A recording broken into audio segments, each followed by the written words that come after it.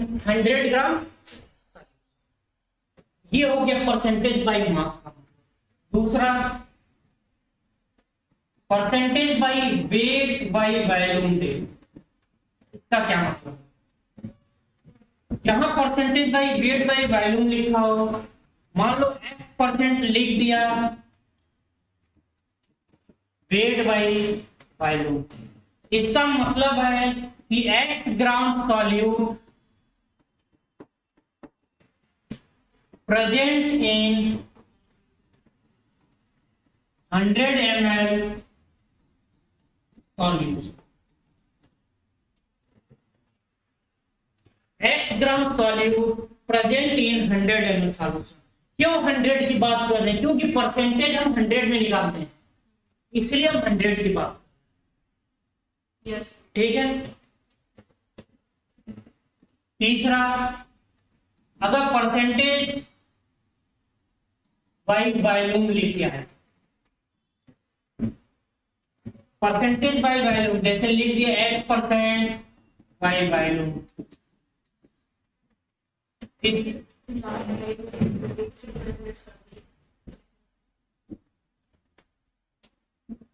Sir percentage by weight by volume, wait by volume यानी जो wait solute होगा वो ग्राम में होगा और वॉल्यूम जो होगा 100 में। ठीक है।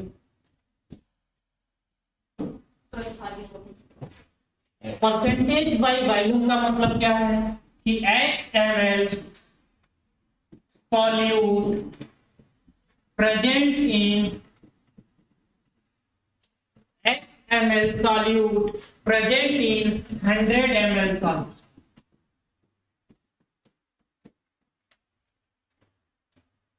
आया समझ में?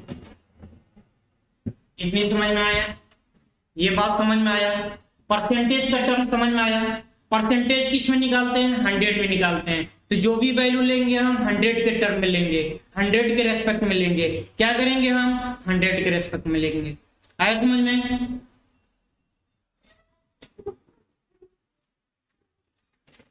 परसेंटेज बाई वॉल्यूम को ऐसे भी लिख जा सकता है, परसेंटेज बी बाई पी।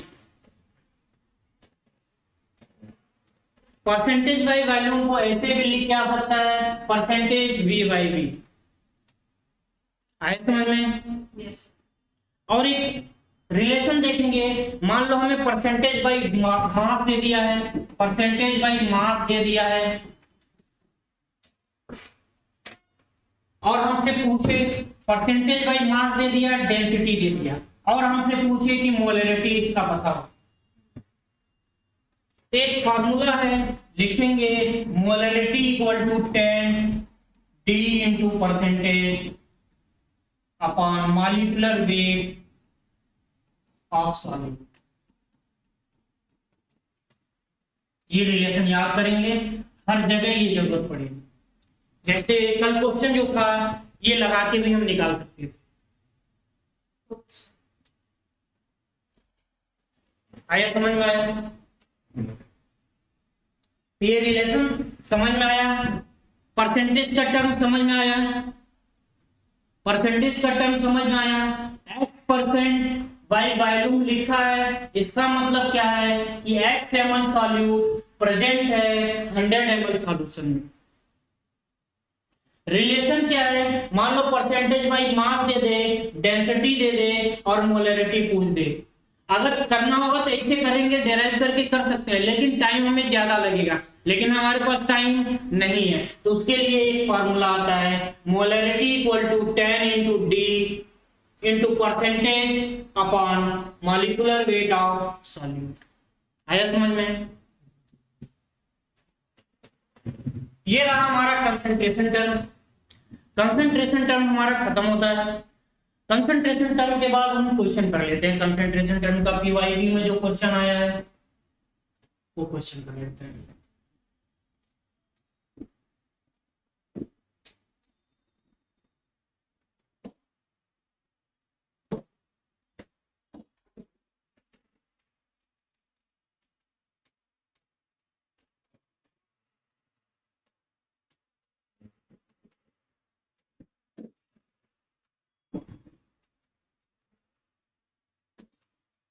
ये क्वेश्चन देखो, with molarity. Which of the following is the dependent on temperature? कौन सा इस चार ऑप्शन में से कौन सा ऑप्शन है जो किस पे डिपेंड करेगा? टेम्परेचर पे डिपेंड करेगा। तो भाई टेम्परेचर पे किसका इफेक्ट पड़ेगा? जिसमें वॉल्यूम टर्म आएगा वही टेम्परेचर पे इफेक्ट डालेगा, यानी टेम्परेचर उसी पे इफेक्ट डालेगा जिसमें वॉल्यूम का टर्म आएगा। तो देखेंगे कि इसमें वॉल्यूम का टर्म आता है मोलैरिटी। मोलैरिटी क्या होता है? Mole upon volume. वॉल्यूम का टर्म आ रहा है यानी टेम्परेचर होगा, इस पे इफेक्ट डालेगा, यानी हमारा ऑप्शन।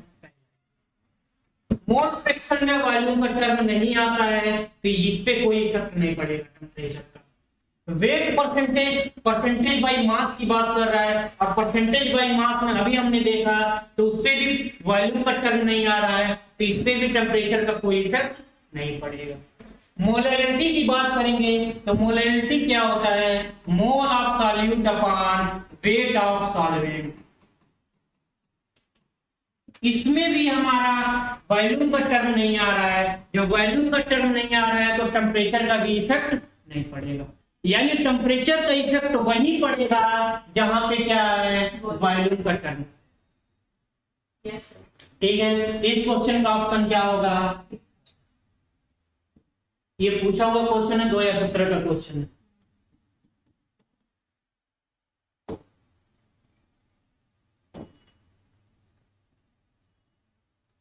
ये देखो,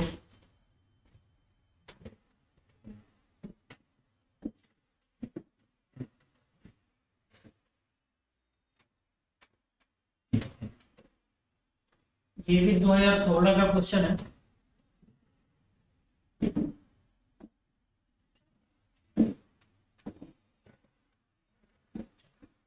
ये क्वेश्चन देखो क्या लिखा है। क्वेश्चन लिखा है what is the mole fraction of the solute in A 1 molar aqueous solution. क्या पूछ रहा है? मोल फ्रैक्शन पूछ रहा है। किसका? सॉल्यूट का मोल फ्रैक्शन।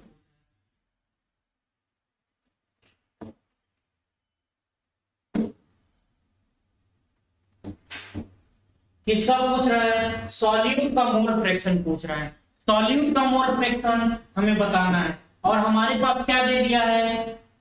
मोलैलिटी दे दिया है। तो मोलैलिटी और मोल फ्रैक्शन में अभी हमने रिलेशन देखा। मोलैलिटी और मोल फ्रैक्शन में अभी हमने रिलेशन देखा। रिलेशन क्या देखा था? Mole fraction of solvent upon mole fraction of solute equal to 1000 upon molality into molecular weight of solvent. Molality तो यहां दे दिया है, क्या दे दिया है? 1 दे दिया है। इस क्वेश्चन में मोलैलिटी क्या दे दिया है? 1 दे दिया है। बात है कि सॉल्वेंट क्या होगा। सॉल्वेंट पता चलेगा तभी तो मॉलिक्यूलर वेट हम बताएंगे। तो सॉल्वेंट देखो, ये क्या लिखा है? Aqueous solution. एक्वस का मतलब क्या होता है? यानी ये वाटर में डिजॉल्व है, यानी सॉल्वेंट क्या है? वाटर है। सॉल्वेंट यहाँ पे वाटर है। क्या है? वाटर है। तो सॉल्वेंट वाटर है तो इसका मॉलिक्यूलर वेट कितना होगा? 18 होगा। तो फॉर्मूला क्या आ गया हमारा? वैल्यू पुट करो तो mole fraction of solvent, mole fraction of solute equal to 1000। Molality की वैल्यू 1 दिया है, मॉलिक्यूलर वेट ऑफ सॉल्यूट कितना होगा? 18 होगा। जब इसको कट करेंगे तो 55.5 अपॉन 1,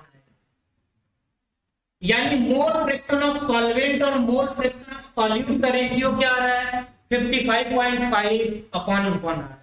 लेकिन हमें पूछा क्या है? मोल फ्रैक्शन ऑफ सॉल्यूट पूछा है। तो मोल फ्रैक्शन ऑफ सॉल्यूट, इन दोनों को जोड़ेंगे तो टोटल आ जाएगा, और ये हम मान लेंगे कि सॉल्यूट का मोल है। तो सॉल्यूट का mole fraction equal to solute का जो पार्ट आ रहा है 1 अपॉन टोटल 1 प्लस 55.5, तो क्या आ गया? 56.5। इसकी वैल्यू कितनी आएगी?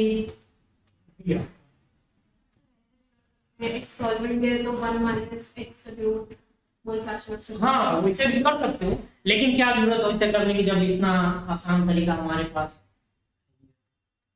फ्रैक्शन में जो देता है वो टोटल वैल्यू, दोनों को जोड़ देंगे तो क्या हो जाएगा, टोटल वैल्यू हो जाएगी। जिसका पूछ है, जैसे सालूट का पूछ है, सालूट के पास क्या है, 1 पार्ट है, तो 1 पार्ट अपॉन टोटल पार्ट आ गया। आया, समझ में आया। 1 माइनस करके भी कर सकते हो, यस 1 माइनस करके भी कर सकते हो, कोई दिक्कत नहीं, लेकिन ये आसान तरीका है, उसमें करोगे कैलकुलेशन ज्यादा करना पड़ेगा। सर हाँ टोटल ये फ्रैक्शन लिखा है, ये जोड़ेंगे तो क्या आ जाएगा, टोटल वैल्यू आ जाएगी। समझ गए। ठीक है, आया, समझ में आया। तो ये क्वेश्चन समझ में आया। ऑप्शन क्या है हमारा, कि ये कंसंट्रेशन टर्म का 2 क्वेश्चन था, देखिए एक और क्वेश्चन होना चाहिए।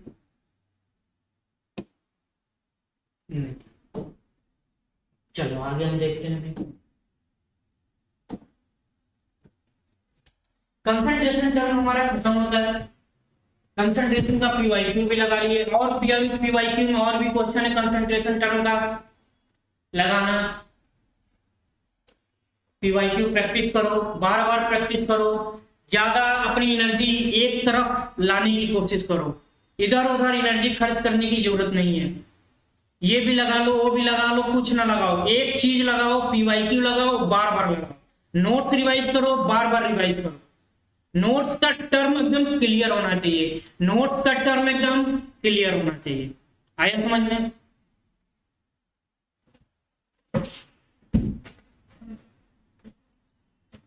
अब पढ़ेंगे हम सॉल्यूशन का दूसरा topic, colligative property.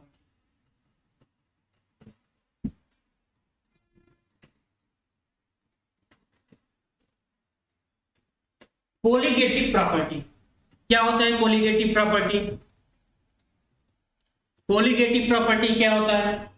Colligative property ऐसी प्रॉपर्टी है जो नंबर ऑफ मॉलिक्यूल पे डिपेंड करता हो, नंबर ऑफ मॉलिक्यूल पे डिपेंड कर रहा है, नंबर ऑफ मॉलिक्यूल पे डिपेंड कर रहा है यानी मोल पे डिपेंड कर रहा है, मोल पे डिपेंड कर रहा है यानी मोलरिटी पे डिपेंड कर रहा है, यानी कंसंट्रेशन टर्म पे डिपेंड कर रहा है। ये किस पे डिपेंड कर रहा है, नंबर ऑफ मॉलिक्यूल पे, किस पे, नंबर ऑफ मॉलिक्यूल्स पे, नंबर ऑफ मॉलिक्यूल्स पे कर रहा है यानी किस पे करेगा, मोल पे करेगा, करेगा कि नहीं, मोल पे करेगा यानी किस पे करेगा, कंसंट्रेशन। आया समझ में आया। और हमारे सिलेबस में कोलिगेटिव प्रॉपर्टी तो बहुत होते हैं, लेकिन हमारे सिलेबस में कोलिगेटिव प्रॉपर्टी 4 है। कौन कौन सा कोलिगेटिव प्रॉपर्टी है, पहला ऑस्मोटिक प्रेशर,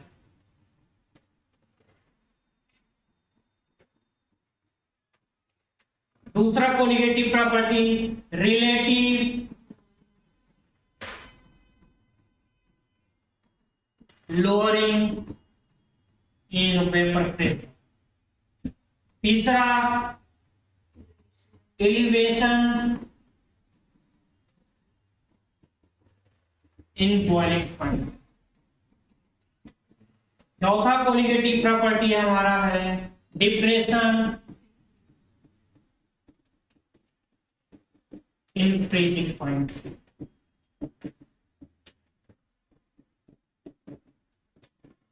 ये 4 कोलिगेटिव प्रॉपर्टी है हमारे सिलेबस में। ये 4 कोलिगेटिव प्रॉपर्टी पढ़ना है, पहला ऑस्मोटिक प्रेशर, दूसरा relative lowering in vapour pressure, तीसरा एलिवेशन इन बॉइलिंग पॉइंट, चौथा डिप्रेशन इन फ्रीजिंग पॉइंट। ये 4 कोलिगेटिव प्रॉपर्टी हमारे सिलेबस में। तो आइए इसको एक्सप्लेन करते हैं, आगे देखते हैं कि क्या होता है ऑस्मोटिक प्रेशर। पहला colligative property osmotic pressure.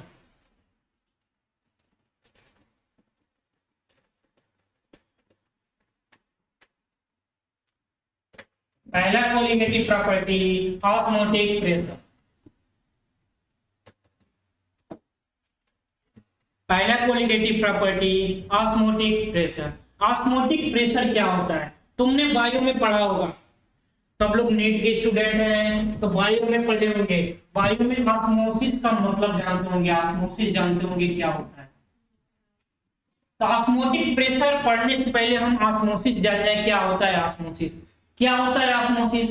Solvent का फ्लो होता है। ऑस्मोसिस में क्या होता है? सॉल्वेंट का फ्लो किधर? हाइपोटोनिक सॉल्यूशन से हाइपरटोनिक सॉल्यूशन की तरफ। किसके थ्रू? सेमी परमिएबल मेम्ब्रेन के थ्रू। किसके थ्रू? सेमी परमिएबल मेम्ब्रेन के थ्रू। यानी ये दो हमारा कंटेनर है, इसको बीच में लगा दिया गया। हमें क्या लगा है? Semi permeable membrane. क्या है? Semi permeable membrane. इधर सॉल्यूशन है हमारा, और ये जो सॉल्यूशन है क्या है? हाइपोटोनिक है। यानी हाइपोटोनिक का मतलब पता है? हाइपोटोनिक का मतलब पता है? सॉल्वेंट ज्यादा हो, सॉल्वेंट ज्यादा हो और सॉल्यूट बहुत कम हो। सॉल्यूट बहुत कम हो। यहां पे ये क्या है? हाइपरटोनिक। यानी इसके रेस्पेक्ट में ये क्या है? हाइपोटोनिक है। इसके रेस्पेक्ट में सॉल्यूट यहाँ पे कम है। यहाँ पे क्या है? इसके रेस्पेक्ट में सॉल्यूट यहाँ क्या है? ज्यादा। यानी यहाँ पे सॉल्यूट अगर Na है, यहाँ पे सॉल्यूट अगर Na है, अगर यहाँ पे सॉल्यूट क्या माना दिया? Nb है, तो किसका सॉल्यूट ज्यादा होगा? Nb का सॉल्यूट ज्यादा होगा Nb। यानी इसमें कंसंट्रेशन कम है। कंसंट्रेशन कम का मतलब क्या है? सॉल्यूट कम है। कंसंट्रेशन किसको बता रहा था? सॉल्यूट के अमाउंट को ही तो बता रहा था। सॉल्यूट का अमाउंट इधर कम है, इधर सॉल्यूट का अमाउंट ज्यादा है। इधर सॉल्वेंट का अमाउंट ज्यादा है, इधर सॉल्वेंट का अमाउंट इसके रेस्पेक्ट। तो ये क्या हो गया? हाइपोटोनिक हो गया। ये क्या हो गया? हाइपोटोनिक। अब क्या करेगा? इधर से सॉल्वेंट का फ्लो क्या होगा? सॉल्वेंट का फ्लो कहां से कहां? हाइपोटोनिक से हाइपोटोनिक। लेकिन एक बात याद रखना, सॉल्वेंट का फ्लो केवल हाइपोटोनिक से हाइपरटोनिक नहीं होता है। कुछ फ्लो हाइपरटोनिक से हाइपोटोनिक की तरफ भी होता है। कुछ फ्लो होता है, लेकिन नेट माइग्रेशन ओवरऑल देखेंगे तो क्या होगा? हाइपोटोनिक से हाइपोटोनिक की तरफ। मान लो अगर 10 सॉल्वेंट इधर जा रहा है तो एक सॉल्वेंट इधर भी आएगा। आया समझ में? तो ये क्या है? सॉल्वेंट का फ्लो दोनों तरफ होता है, लेकिन नेट माइग्रेशन देखा जाए सॉल्वेंट का तो किधर है? हाइपोटोनिक से हाइपरटोनिक। तो ये क्या हो गया? ऑस्मोसिस। तो अब हमेशा याद रखेंगे कि किसकी बात करेगा? Net migration. सॉल्वेंट का नेट माइग्रेशन फ्लो देखेंगे। ठीक है? तो ये क्या हो गया? ये ऑस्मोसिस हो गया। ऑस्मोसिस जब कर रहा है, यानी नेट माइग्रेशन सॉल्वेंट का किधर जा रहा है? हाइपरटोनिक सॉल्यूशन की तरफ जा रहा है। जब नेट माइग्रेशन हाइपरटोनिक सॉल्यूशन की तरफ जा रहा है, इस ऑस्मोसिस को रोकने के लिए, इस ऑस्मोसिस को रोकने के लिए हाइपरटोनिक सॉल्यूशन के ऊपर क्या लगाएंगे? प्रेशर लगाते हैं। हाइपरटोनिक सॉल्यूशन के ऊपर क्या लगाते हैं? प्रेशर लगाते हैं। यानी वो मिनिमम प्रेशर जिससे ऑस्मोसिस क्या हो जाए? रुक जाए। यानी नेट माइग्रेशन जो है वो क्या हो? रुक जाए। वो क्या होगा? Osmotic pressure. उस प्रेशर को क्या बोलेंगे? ऑस्मोसिस। आया समझ में? यानी हाइपरटोनिक सॉल्यूशन के ऊपर वो मिनिमम प्रेशर जिससे ऑस्मोसिस क्या हो? रुक जाए, वो क्या होगा? Osmotic pressure. ये प्रेशर क्या होगा? Osmotic pressure. आया समझ में? ऑस्मोटिक प्रेशर समझ में आया? ऑस्मोटिक प्रेशर किधर लगेगा? हाइपरटोनिक सॉल्यूशन की तरफ लगेगा। काहे लिए लगेगा? तो ऑस्मोसिस को रोकने के लिए लगेगा। आया समझ में? अगर ये हाइपरटोनिक सॉल्यूशन के ऊपर जो ऑस्मोटिक प्रेशर ज्यादा लगा दे, ऑस्मोटिक प्रेशर से ज्यादा लगा ले, तो ये फ्लो जो होगा, नेट फ्लो जो होगा, हाइपर से हाइपो की तरफ स्टार्ट हो जाएगा। जब नेट फ्लो हाइपर से हाइपो की तरफ जाना स्टार्ट कर देगा तो क्या हो जाएगा? ये रिवर्स ऑस्मोसिस हो जाएगा। और रिवर्स ऑस्मोसिस जो हमारे घर में आरओ लगा है, आरओ का मतलब क्या है? ये रिवर्स ऑस्मोसिस। आया समझ में? ऑस्मोटिक प्रेशर समझ में आया? ऑस्मोटिक प्रेशर का क्या होता है? Pi equal to C S T. Pi का मतलब ऑस्मोटिक प्रेशर, सी का मतलब कंसंट्रेशन, एस का मतलब सॉल्युबिलिटी कांस्टेंट और टी का मतलब टेम्परेचर। ये याद करने से अच्छा है कि एक दूसरा आइडियल गैस इक्वेशन याद है हमें। Yes. ये गैस याद करने से अच्छा है कि आइडियल गैस इक्वेशन याद है, वो याद करो। आइडियल गैस इक्वेशन क्या होता है? PV equal to N R T. अब यहां से देखो, P equal to N upon B R T. P क्या हो गया? प्रेशर है, N अपॉन B क्या है? कंसंट्रेशन है, R क्या है? कांस्टेंट है, T क्या है? टेम्परेचर। तो क्या इसे कोरिलेट हो रहा है? कोरिलेट हो रहा है। तो ये याद करने से अच्छा है कि ये याद आया समझ में? तो ये हो गया ऑस्मोटिक प्रेशर। और कहा गया है कि ऑस्मोटिक प्रेशर एक कोलिगेटिव प्रॉपर्टी है। क्या है? ऑस्मोटिक प्रेशर एक कोलिगेटिव प्रॉपर्टी है। और कोलिगेटिव प्रॉपर्टी का डिफिनीशन क्या था? नंबर ऑफ मॉलिक्यूल पर डिपेंड करेगा। किस पर डिपेंड करेगा? ओनली नंबर ऑफ मॉलिक्यूल पर डिपेंड करेगा। नंबर ऑफ मॉलिक्यूल पर डिपेंड करेगा मतलब मोल पर डिपेंड कर रहा है। मोल पर डिपेंड कर रहा है मतलब कंसंट्रेशन टर्म पर डिपेंड कर रहा है। यहाँ पे देखो, ये हमारा पार्शियल, ये हमारा ऑस्मोटिक प्रेशर है, ये हमारा ऑस्मोटिक प्रेशर है। किस पर डिपेंड कर रहा है? अगर हम टेम्परेचर को कांस्टेंट रखते हैं, ये हमारा कांस्टेंट है, तो ऑस्मोटिक प्रेशर किस पर डिपेंड कर रहा है? कंसंट्रेशन पर डिपेंड कर रहा है कि नहीं कर रहा है? जब कंसंट्रेशन पर डिपेंड कर रहा है तो क्या ये कोलिगेटिव प्रॉपर्टी हुआ? यानी ऑस्मोटिक प्रेशर क्या है? Colligative property. आया समझ में? ऑस्मोटिक प्रेशर डायरेक्टली प्रोपोर्शनल है किसके? कंसंट्रेशन के। यानी ऑस्मोटिक प्रेशर कंसंट्रेशन पर डिपेंड कर रहा है, इसका मतलब ऑस्मोटिक प्रेशर क्या है? Colligative property. आया समझ में? ऑस्मोटिक प्रेशर कोलिगेटिव प्रॉपर्टी है। जब कंसंट्रेशन, जब दो सॉल्यूशन लेते हैं और दोनों सॉल्यूशन आइसोटोनिक हो, आइसोटोनिक का मतलब क्या है? कंसंट्रेशन दोनों का सेम है। जब कंसंट्रेशन ही दोनों का सेम है तो ऑस्मोटिक प्रेशर किस पे डिपेंड कर रहा है? कंसंट्रेशन पर डिपेंड कर रहा है ना। जब कंसंट्रेशन ही सेम है तो क्या ऑस्मोटिक प्रेशर नहीं सेम होगा? यानी आइसोटोनिक सॉल्यूशन में, आइसोटोनिक सॉल्यूशन होगा तो ऑस्मोटिक प्रेशर सेम होगा। तो क्या जब ऑस्मोटिक प्रेशर सेम होगा दोनों का, तो क्या ऑस्मोटिक प्रेशर दोनों का सेम होगा तो क्या फ्लो होगा? ऑस्मोसिस होगा? ऑस्मोसिस ही नहीं होगा। दोनों का कंसंट्रेशन सेम है, दोनों का ऑस्मोटिक प्रेशर सेम है। जब ऑस्मोटिक प्रेशर सेम है तो कहां से फ्लो होगा? फ्लो होगा ही नहीं, यानी ऑस्मोसिस नहीं होगा। जब भी आइसोटोनिक सॉल्यूशन होगा, नो ऑस्मोसिस। आया समझ में? इतना समझ में आया? Semi permeable membrane, natural membrane तुम्हारा सेल मेम्ब्रेन है, गॉल ब्लैडर का मेम्ब्रेन है और यूरिनरी ब्लैडर का मेम्ब्रेन है। ये सब सम सिलिकेट भी होते हैं, ये भी सेमी परमेबल मेम्ब्रेन होते हैं सिंथेटिक में, आर्टिफिशियल में। क्या और भी बहुत सारे हैं, क्यूप्रोफेरोसाइनाइड करके आता है, ये भी एक सेमी परमेबल मेम्ब्रेन के जैसे काम करता है। तो याद कर लेना, देख लेना। ऑस्मोटिक प्रेशर समझ में आया? ऑस्मोटिक प्रेशर का जो रिवाइज कराएं समझ में आया? ऑस्मोटिक प्रेशर क्या था? उससे पहले हमने ऑस्मोसिस समझा। ऑस्मोसिस क्या था? ऑस्मोसिस नेट फ्लो जो होगा वो किधर से किधर होगा? हाइपो से हाइपर की तरफ होगा। किसका? सॉल्वेंट का। फ्लो तो दोनों तरफ होगा। 10 फ्लो हाइपो से हाइपर होगा तो एक फ्लो हाइपर से हाइपो की तरफ होगा, लेकिन नेट फ्लो किधर होगा? हाइपो से हाइपर होगा। तो बस हम नेट फ्लो याद रखेंगे। नेट फ्लो क्या याद रखेंगे?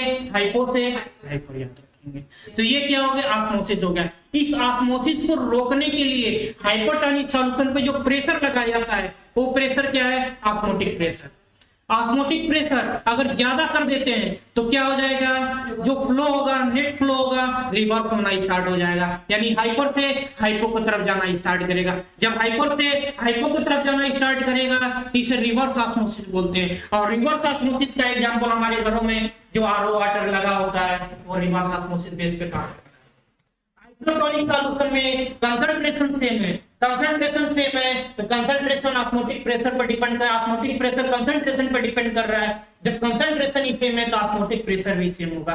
जब ऑस्मोटिक प्रेशर सेम होगा तो ऑस्मोसिस नहीं होगा। आया समझ में? तो पहला कोलिगेटिव प्रॉपर्टी क्लियर हुआ, पहला कोलिगेटिव प्रॉपर्टी क्लियर हुआ। दूसरा कोलिगेटिव प्रॉपर्टी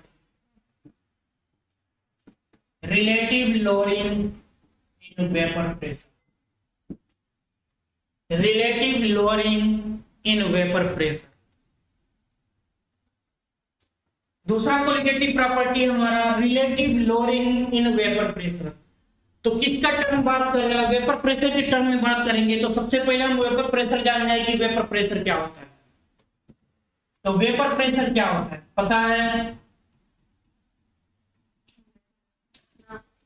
वेपर प्रेशर क्या होता है? वेपर प्रेशर क्या होता है? तो जैसे एक हमने सॉल्यूट ले लिया, सॉल्यूट नहीं सॉल्वेंट ले लिया, क्या ले लिया? एक प्योर सॉल्वेंट है। क्या है प्योर सॉल्वेंट का मतलब? प्योर लिक्विड है। क्या है? प्योर लिक्विड ले लिया, इसको हम हीट कर रहे हैं कांस्टेंट टेम्परेचर। एक कांस्टेंट टेम्परेचर पे क्या किए? टेम्परेचर पे हीट किए तो ये क्या करेगा? ये वेपर में कन्वर्ट होगा।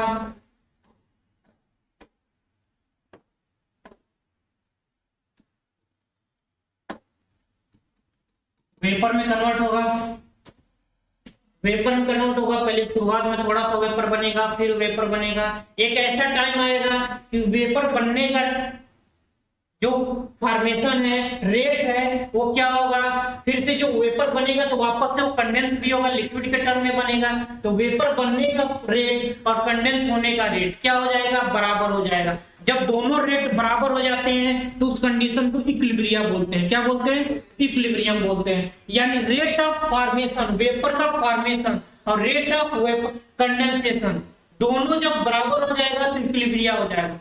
इक्विलिब्रियम पे जो ये प्रेशर बना है, इक्विलिब्रियम पे लिक्विड और वेपर के इक्विलिब्रियम पे जो ये प्रेशर बना है, वेपर बना है, लिक्विड और वेपर के इक्विलिब्रियम जब हो गया है उस टाइम पे जो ये वेपर बना है, ये वेपर क्या करेगा? इस लिक्विड के सरफेस पे क्या करेगा?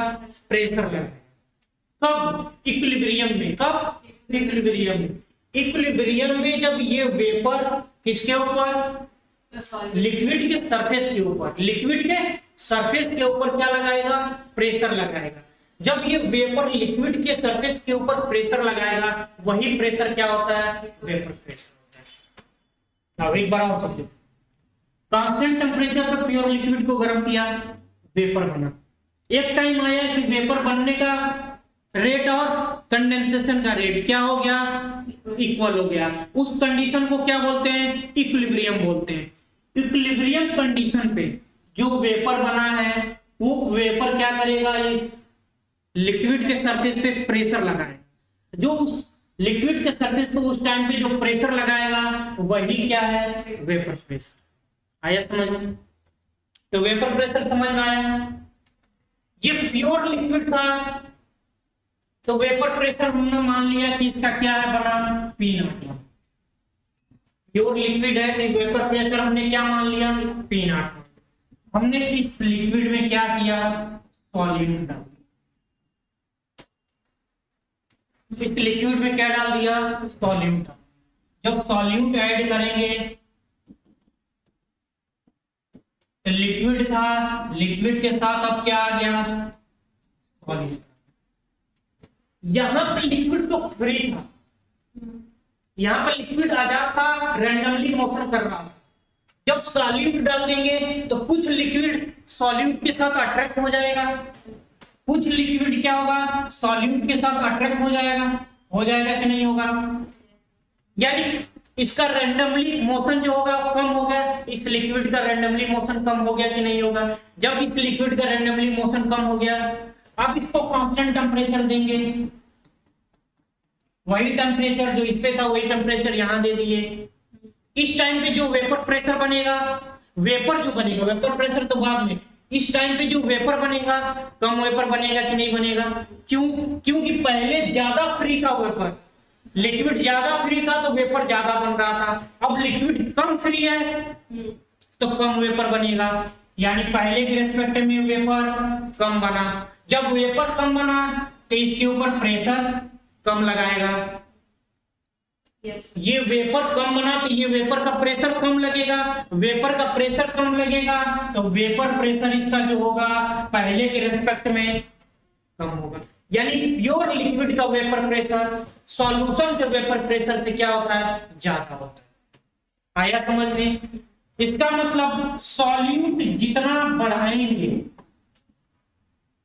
सॉल्यूशन का वेपर प्रेशर उतना बढ़े उतना घटेगा, सॉल्यूशन का वेपर प्रेशर उतना घटेगा। Non volatile.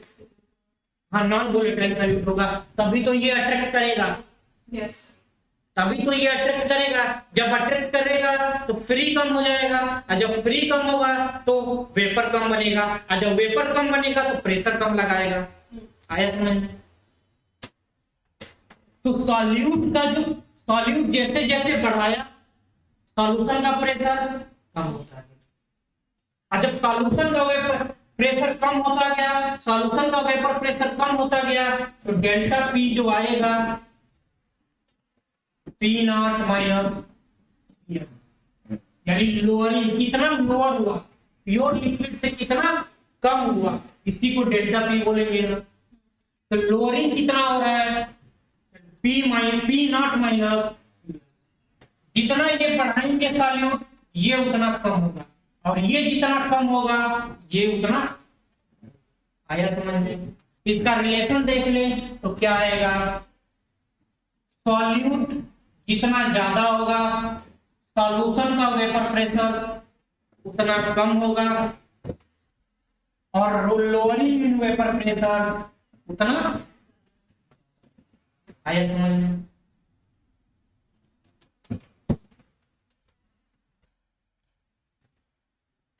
सॉल्यूट प्रेशर कम बनेगा मतलब सॉल्यूट वोल्टाइल भी हो सकता है, नॉन वोल्टाइल भी होगा, दोनों हो सकता है। लेकिन नॉन वोलेटाइल में नॉन वोल्टाइल में सॉल्यूट जो प्रेशर होगा बिल्कुल नेग्लेक्ट होगा, नॉन वोल्टाइल का जो प्रेशर होगा वेपर प्रेशर होगा तो बिल्कुल जीरो होगा, लेकिन वोलेटाइल होगा उसका कुछ प्रेशर होगा।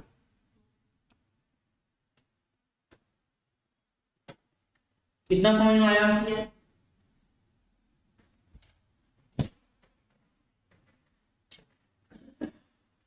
एक और रिलेशन वेपर प्रेशर का, ये तो सॉल्यूट डालने से देख लिए। एक और रिलेशन फोर्स ऑफ अट्रैक्शन पे डिपेंड करेगा, इंटरमॉलिक्यूलर फोर्स ऑफ अट्रैक्शन, यानी नेचर ऑफ लिक्विड पे डिपेंड करेगा कि वेपर ज्यादा बनेगा कम बनेगा। यानी नेचर वेपर प्रेशर किस पे डिपेंड करेगा? नेचर ऑफ लिक्विड पे डिपेंड करेगा। आया समझ में? यस और इसी वेपर प्रेशर को समझाने के लिए टेम्परेचर पे भी तो डिपेंड करेगा। टेम्परेचर बढ़ाएंगे तो वेपर ज्यादा बनेगा, टेम्परेचर बढ़ाएंगे तो वेपर ज्यादा बनेगा, और वेपर ज्यादा बनेगा तो प्रेशर ज्यादा लगाएगा, वेपर प्रेशर ज्यादा होगा। इस टेम्परेचर और वेपर प्रेशर का टर्म बताने के लिए एक इक्वेशन आया, क्लेसियस केप्लॉन इक्वेशन। कौन सा इक्वेशन? क्लेसियस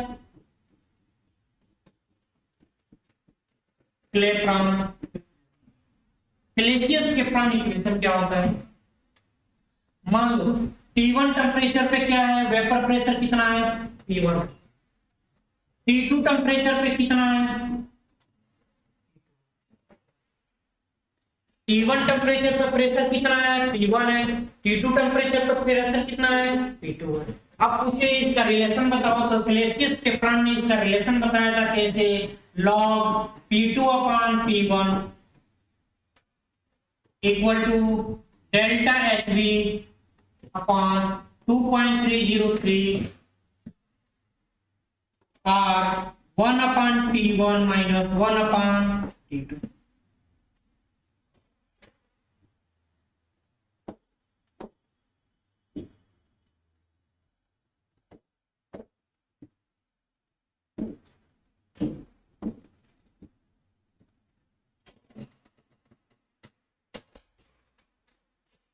जी हाँ, रिलेशन क्या है? क्लेसियस के प्राण ने रिलेशन दिया था, क्या दिया था? log p2 upon p1 equal to delta hb 2.303 r 1 upon p1 minus 1 upon p2। ये डायरेक्ट भी पूछ देता है। कभी कभी क्या आएगा, ऑप्शन में दे देगा कि इनमें से कौन क्लेसियस के प्राण इक्वेशन है, तो क्लेसियस के प्राण इक्वेशन ये है, याद रखना। So delta H heat release जो है, ये हीट रिलीज हो रहा है, जब वेपराइजेशन हो रहा है तो उस टाइम पे हीट का रिलीज कितना हो रहा है या हीट कितना एब्जॉर्ब कर रहा है, यानी क्या है? एंथैल्पी है। क्या है? एंथैल्पी। आया समझ में? डेल्टा एच बी क्या है? एंथैल्पी ऑफ वेपराइजेशन है। क्या है? Enthalpy of vaporisation. आया समझ में? और आर के मतलब जानती हो, आर क्या है? Gas constant. ठीक है, ये तो इसका दो रिलेशन हो गया। इसका अगर सिंगल रिलेशन देखा जाए प्रेशर और टेम्परेचर के साथ, प्रेशर और टेम्परेचर के साथ रिलेशन देखा जाए, ये कहां से आया था वो हम दिखा रहे। तो ये आया था ln p equal to minus delta H B upon R T plus, ये इसका लॉग के फॉर्म में रिलेशन है, यानी ln p जो है इनवर्सली प्रोपोर्शनल टू टेम्परेचर है। क्या है? ln p जो है इनवर्सली प्रोपोर्शनल टू टेम्परेचर है। अगर हम ग्राफ देखते हैं ln p और 1 अपॉन टेम्परेचर के बीच ग्राफ देखते हैं तो क्या आएगा? माइनस है तो इसको लिखो y इक्वल टू माइनस का mx प्लस सी। x पे क्या है? 1 अपॉन टी है।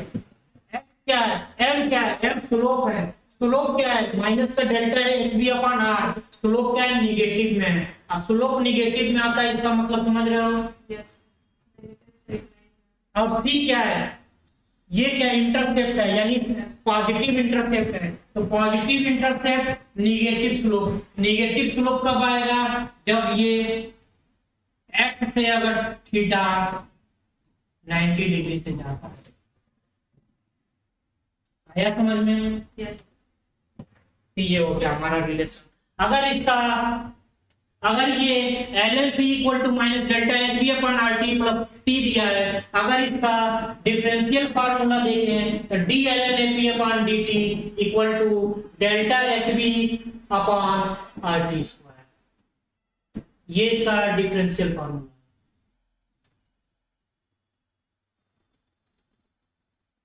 ठीक है,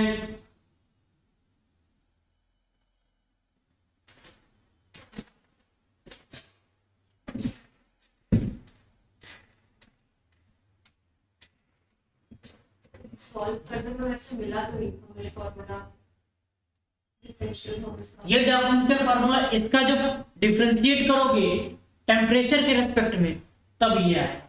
ये अभी जो मैं कर रही थी मतलब क्वेश्चंस को आए। चलो अभी तुम बाहर आना, मैं इसको डिफरेंशिएट करके नहीं देखूं। सब मैं कर लूंगी, वो मैं कह रही थी, लेकिन मुझे क्वेश्चन सॉल्व करते हुए देखा नहीं था इसके ऊपर क्वेश्चन। इसके ऊपर क्वेश्चन नहीं दिखेगा। ऐसे अगर पूछ दे, कभी ऐसे पूछा नहीं है, जैसे ऐसे कभी पूछ दे कि इसमें से क्लेसियस के प्राण इक्वेशन का जो रिलेशन है डिफरेंशियल फॉर्म में क्या होगा, डिफरेंशियल फॉर्म में क्या होगा, 4 ऑप्शन दिया होगा, एक या मे भी पूछ सकता है, पूछा नहीं कभी। ठीक है, तो मैंने बताया।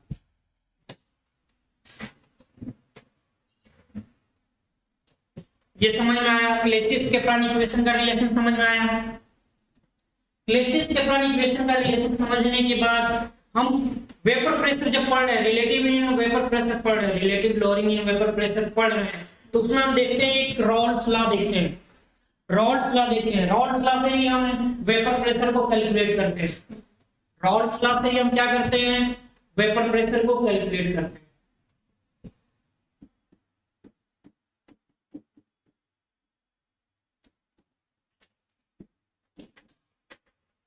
रॉल्स लॉ ये एप्लीकेबल होता है केवल होमोजेनस मिक्सचर के लिए, ओनली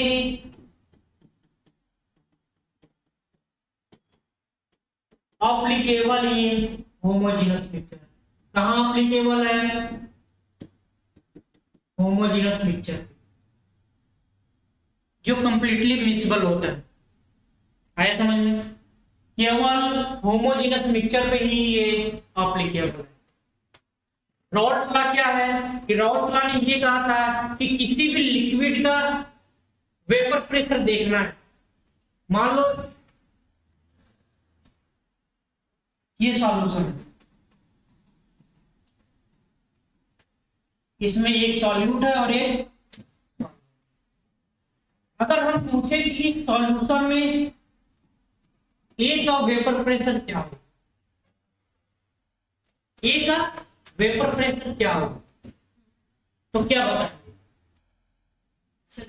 तो यही बात रॉल्स ने बताया था।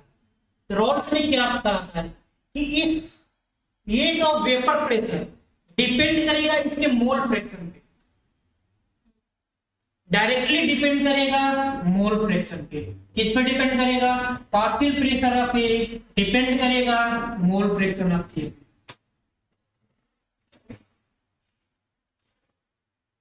आया समझ में? अब इसको ओपन करेंगे तो partial pressure A equal to mole fraction A into pure solvent. जब ये लिक्विड प्योर था, जब ये लिक्विड प्योर था, उस टाइम पे जो प्रेशर था, आया समझ में? ऐसे ही पार्शियल प्रेशर बी क्या होगा? तो mole fraction of B into pure pressure of, आया समझ में? इसके बाद अगर पूछे कि सॉल्यूशन का प्रेशर क्या होगा, सॉल्यूशन का प्रेशर क्या होगा, तो सॉल्यूशन का प्रेशर क्या होता है? इसका पार्शियल प्रेशर प्लस इसका partial pressure, total partial pressure जोड़ देंगे तो सॉल्यूशन का पार्शियल प्रेशर आ जाएगा। आया समझ में? तो ये क्या है? ये राउल्स लॉ। क्या है? ये राउल्स लॉ। राउल्स लॉ क्या है? एप्लीकेबल क्या है? केवल होमोजेनस मिक्सचर पे एप्लीकेबल है। पहला कंडीशन है इनका, होमोजेनस मिक्सचर पे एप्लीकेबल है। और क्या है? होमोजेनस मिक्सचर है यानी सॉल्यूशन फेज में ही एप्लीकेबल है। गैस फेज में राउल्स लॉ एप्लीकेबल नहीं है। गैस फेज में तुम डाल्टन्स लॉ के बारे में पढ़ी होगी, डाल्टन्स लॉ वहां गैस फेज में एप्लीकेबल होता है। ठीक है, तो यहाँ पे सॉल्यूशन फेज में राउल्स लॉ एप्लीकेबल है। राउल्स लॉ क्या कहते हैं कि जो इस कंटेनर में, सॉल्यूशन में अगर किसी का पार्शियल प्रेशर पूछा जाए तो उसका पार्शियल प्रेशर डिपेंड करेगा किस पे? उसके मोल फ्रैक्शन पे डिपेंड करेगा। आया समझ में? ओपन करते हैं तो पार्शियल प्रेशर इक्वल टू उसका मोल फ्रैक्शन इनटू प्योर जो वो लिक्विड होगा उस टाइम पर उसका जो प्रेशर होगा उससे मल्टीप्लाई कर देंगे। आया समझ में? सॉल्यूशन का जब टोटल प्रेशर पूछा गया तो इसका पार्शियल प्रेशर प्लस इसका पार्शियल। आया समझ में? राउल्स लॉ समझ में आ गया तो अगला इसका एक केस है। उस केस में दोनों लिक्विड, सॉल्यूट और सॉल्वेंट, दोनों क्या है? वोलेटाइल होगा। दोनों अगर वोलेटाइल होगा, मान लो ये सॉल्यूशन है ए प्लस बी, ये क्या है? सॉल्यूट है और ये क्या है? सॉल्वेंट है। दोनों वोलेटाइल है। इसका क्या है? इसका मोल क्या है? Na है और इसका जो पार्शियल प्रेशर जो होगा, प्योर लिक्विड का प्रेशर होगा P0 है। इसका जो होगा Nb होगा और इसका जो मोल होगा Nb होगा और इसका प्योर लिक्विड का जो प्रेशर होगा Pb होगा। अब पूछे कि सॉल्यूशन का क्या बताओ? प्रेशर बताओ। तो partial pressure of A plus partial pressure of B, partial pressure of A क्या है? Partial pressure of A equal to mole fraction of A. इसका मोल क्या आ जाएगा? x है, इसका मोल आ गया xb। तो mole fraction of A into P0 A, यहां पे पुट कर दो mole fraction of A into P0 A plus mole fraction of B into P0। ये आ गया सॉल्यूशन का प्रेशर। कब ये आएगा? ये कब आएगा? जब ये दोनों कंपोनेंट क्या होंगे? वोलेटाइल होंगे। जब ये दोनों कंपोनेंट वोलेटाइल होगा यानी दोनों का अपना अपना क्या होगा? प्रेशर होगा। दोनों का वेपर प्रेशर होगा, दोनों का वेपर प्रेशर होगा तो दोनों कंट्रीब्यूट करेंगे सॉल्यूशन के प्रेशर में। आया समझ में? अब इससे डिफरेंशिएट करके ही देखो। अभी पीछे मोल फ्रैक्शन पढ़ा रहे थे तो क्या पढ़ाए थे, XA plus XB equal to 1 था, यानी टोटल मोल फ्रैक्शन 1 के बराबर है। तो XA equal to 1 minus XB लिख सकते हैं, XA equal to 1 minus XB लिख सकते हैं। XA की जगह पर पुट कर दो solution pressure 1 minus XB P not A plus XB P not B। ये क्या आ गया, P नॉट A माइनस का XB P not A plus XB P not. XB को कॉमन ले लो, XB को कॉमन ले लो, XB को कॉमन लोगे तो ब्रैकेट में P not B minus P not A, ये रिलेशन आ गया। ये याद करने की जरूरत नहीं है, ये याद करने की जरूरत नहीं है, ये याद करोगे 1 मिनट से माइनस करके उसके प्लेस पे पुट कर दोगे तो ये आया समझ में।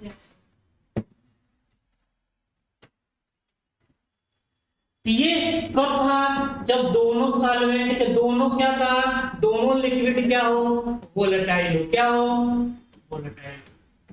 दोनों लिक्विड क्या हो, वोलेटाइल हो। इस पे एक क्वेश्चन है आया है, पीवाईक्यू क्वेश्चन है।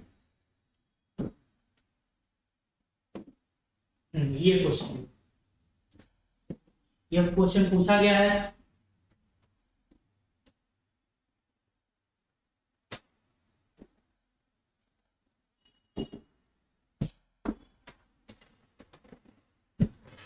ये क्वेश्चन बताओ क्या होगा, क्वेश्चन करो, ये क्वेश्चन करो, पीवाईक्यू का क्वेश्चन है।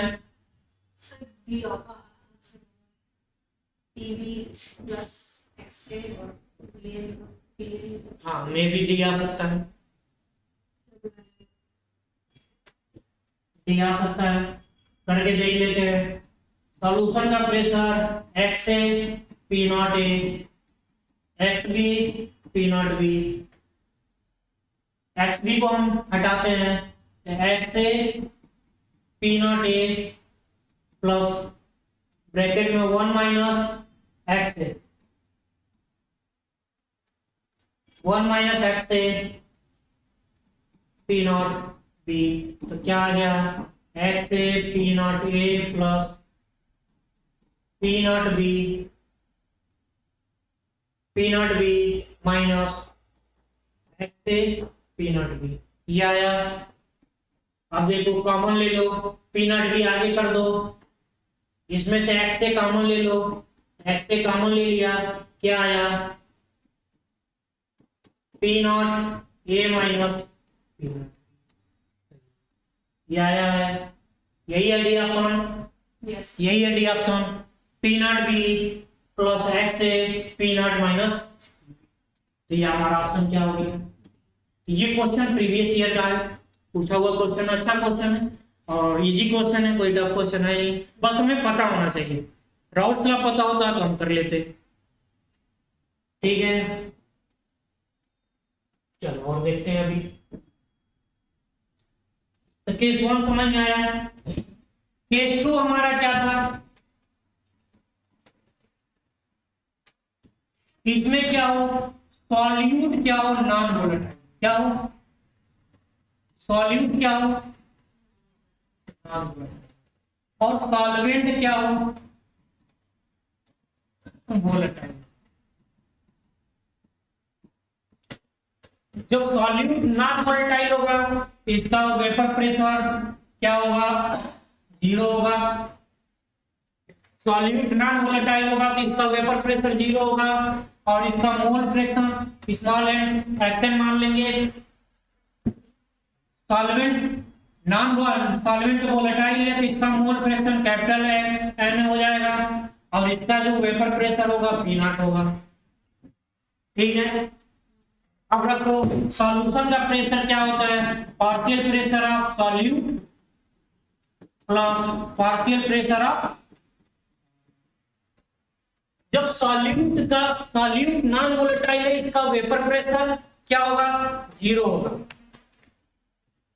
वेपर प्रेशर क्या होगा, 0 होगा। जब वेपर प्रेशर 0 होगा तो इसका पार्शियल प्रेशर क्या हो जाएगा, 0 हो जाएगा। क्यों, क्योंकि देखो partial pressure of solute equal to mole fraction of solute into P not, इसका प्योर सॉल्वेंट। इसका प्योर ही 0 है, क्या ये वैल्यू नहीं 0 आएगा, तो ये 0 क्या हो जाएगा, ये 0 हो गया। यानी सॉल्यूशन का वेपर प्रेशर किस क्या आ गया, पार्शियल प्रेशर ऑफ, आया समझ में आया, क्या आ गया, सॉल्यूशन का वेपर प्रेशर क्या आ गया, पार्शियल प्रेशर ऑफ सॉल्वेंट। आया समझ में, तो partial pressure of solvent, solution का vapour pressure PS, partial pressure of solvent क्या मान रहे हैं, मोल फ्रैक्शन ऑफ एक्सएन और पी। अब देखो पी नॉट क्या कर रहे हैं, पी नॉट को हम इधर लेते हैं, तो ये क्या हो गया हमारा,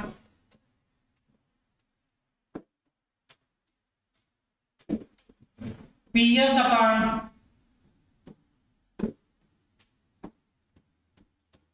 पी नॉट इक्वल टू, अभी हमने बताया था कि mole fraction of solute plus mole fraction of solvent equal to कितना होता है, 1 होता है। तो एक्शन की जगह पे हम 1 माइनस एक्शन लिख सकते हैं, यानी क्या करेंगे हम, इसमें 1 से माइनस करेंगे, इसमें 1 से माइनस करेंगे, तो P S upon P not 1 minus, इसमें भी 1 से माइनस कर दिए, ये भी 1 से माइनस कर दिए। माइनस करेंगे तो इधर भी करेंगे, इधर करेंगे तभी तो कटेगा, कट, इसको कट करोगे तो बात तो वही हुआ। ओके सर, वो वैसे तो सर अगर उसी को खोलना होता सर एक्शन को, जैसे तो हाँ तभी कर सकते हैं, एक्शन को यहाँ से खोल सकते थे।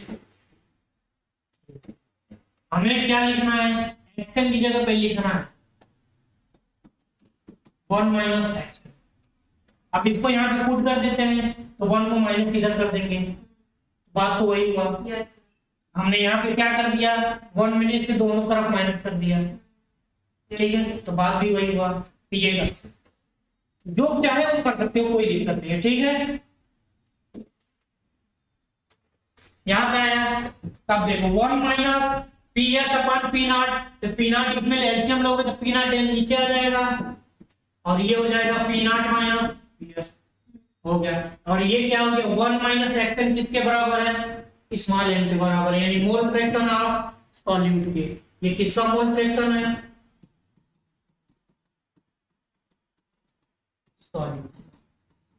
आया समझ में, yes P not minus P S को हम डेल्टा पी लिख सकते हैं, P not minus P S को डेल्टा पी लिख सकते हैं, और किसके रेस्पेक्ट में है, इनिशियल के रेस्पेक्ट में, equal to mole fraction of solute.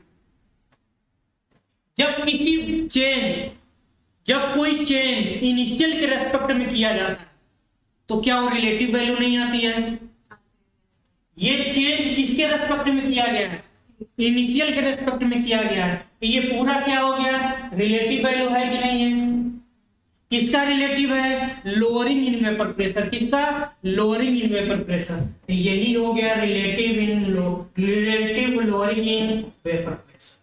किस पे डिपेंड कर रहा है, मोल फ्रैक्शन ऑफ सॉल्यूट। आया समझ में, यानी relative lowering in vapour pressure किस पे डिपेंड कर रहा है, मोल फ्रैक्शन ऑफ सॉल्यूट पे। और मोल फ्रैक्शन ऑफ सॉल्यूट क्या है, एक कंसंट्रेशन टर्म था कि नहीं था, क्या डिपेंड कर रहा है कि नहीं कर रहा है, मोल फ्रैक्शन ऑफ सॉल्यूट बढ़ाएंगे, सॉल्यूट का मोल बढ़ाएंगे तो relative lowering in vapour pressure बढ़ेगा, डिपेंड कर रहा है कि नहीं कर रहा है, ये समझ में आया। Relative lowering in vapour pressure समझ में आया, relative lowering in vapour pressure का ये फार्मूला याद कर लेना है, ये जो, ठीक है, इतना समझ में आया।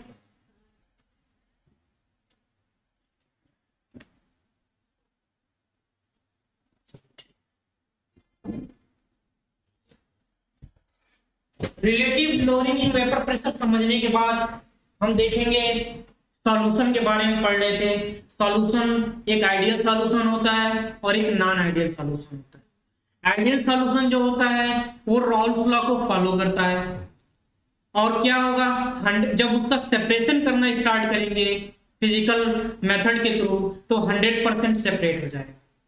लेकिन नॉन आइडियल सॉल्यूशन जो होता है वो राउल्स लॉ को फॉलो नहीं करता है। राउल्स लॉ को जो फॉलो नहीं करता है वो उसका जब सेपरेशन करना स्टार्ट करेंगे तो 100% सेपरेशन नहीं हो पाएगा। तो सॉल्यूशन दो, एक आइडियल सॉल्यूशन। आइडियल सॉल्यूशन क्या होता है, follow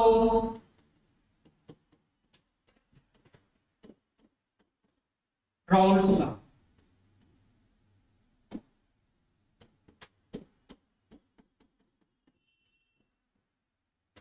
follow Raoult's law. Ideal solution क्या होता है, जो राउल्स लॉ को फॉलो करता है।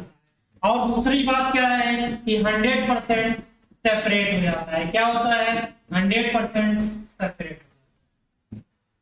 अगर एक दो लिक्विड है,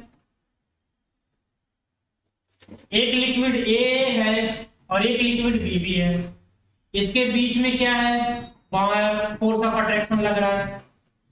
जब ये दोनों लिक्विड बनाया गया तो क्या बना, ए बी बना। इसका फोर्स ऑफ अट्रैक्शन मान लो ये लगा, इसका फोर्स ऑफ अट्रैक्शन ये लगा और इसका फोर्स ऑफ अट्रैक्शन। जब आइडियल सॉल्यूशन होगा तो ये फोर्स ऑफ अट्रैक्शन इसके बराबर होगा या इसके बराबर। सर इन दोनों के एडिशन, दोनों का एडिशन। अगर ये हम 50 ml लिए हैं, ये हम 50 ml लिए हैं तो इसकी वॉल्यूम कितनी हो जाएगी, आया समझ में। यानी force of attraction A B equal to force of attraction A और फोर्स ऑफ अट्रैक्शन हाँ ए। ठीक है, और देखो इसका देखो, और वो वॉल्यूम देखो डेल्टा भी देखो तो इनिशियल वॉल्यूम 100 था, फाइनल वॉल्यूम कितना है 100 है। तो initial minus final minus initial कितना हो गया, 0 हो गया। यानी डेल्टा भी मिक्सचर कितना हो गया, और एंथैल्पी ऑफ मिक्सचर भी 0 होगा। जब आइडियल सॉल्यूशन होगा तो एंथैल्पी ऑफ मिक्सचर भी क्या होगा, 0 होगा। आया समझ में। तो ये क्या होता है, आइडियल सॉल्यूशन। ये क्या होता है, आइडियल सॉल्यूशन। और आइडियल सॉल्यूशन का जो पार्शियल प्रेशर निकालेंगे, आइडियल सॉल्यूशन का जो पार्शियल प्रेशर निकालेंगे, इन राउल्स लॉ से जो पार्शियल प्रेशर निकाले हैं उनके बराबर। जो एक्चुअल पार्शियल प्रेशर होगा वो राउल्स लॉ के पार्शियल प्रेशर के बराबर। राउल्स लॉ जो होता है वो कैलकुलेटेड होता है, वो हम कैलकुलेट कर रहे हैं। राउल्स लॉ जो होता है वो क्या है, कैलकुलेटेड प्रेशर है। और जो एक्चुअल प्रेशर है वो एक्सपेरिमेंटल है, एक्सपेरिमेंट करके हमने निकाला है। तो एक्सपेरिमेंटल प्रेशर राउल्स लॉ के बराबर हो गया है, यानी सॉल्यूशन क्या है, आइडियल सॉल्यूशन। आया समझ में। दूसरी non ideal solution,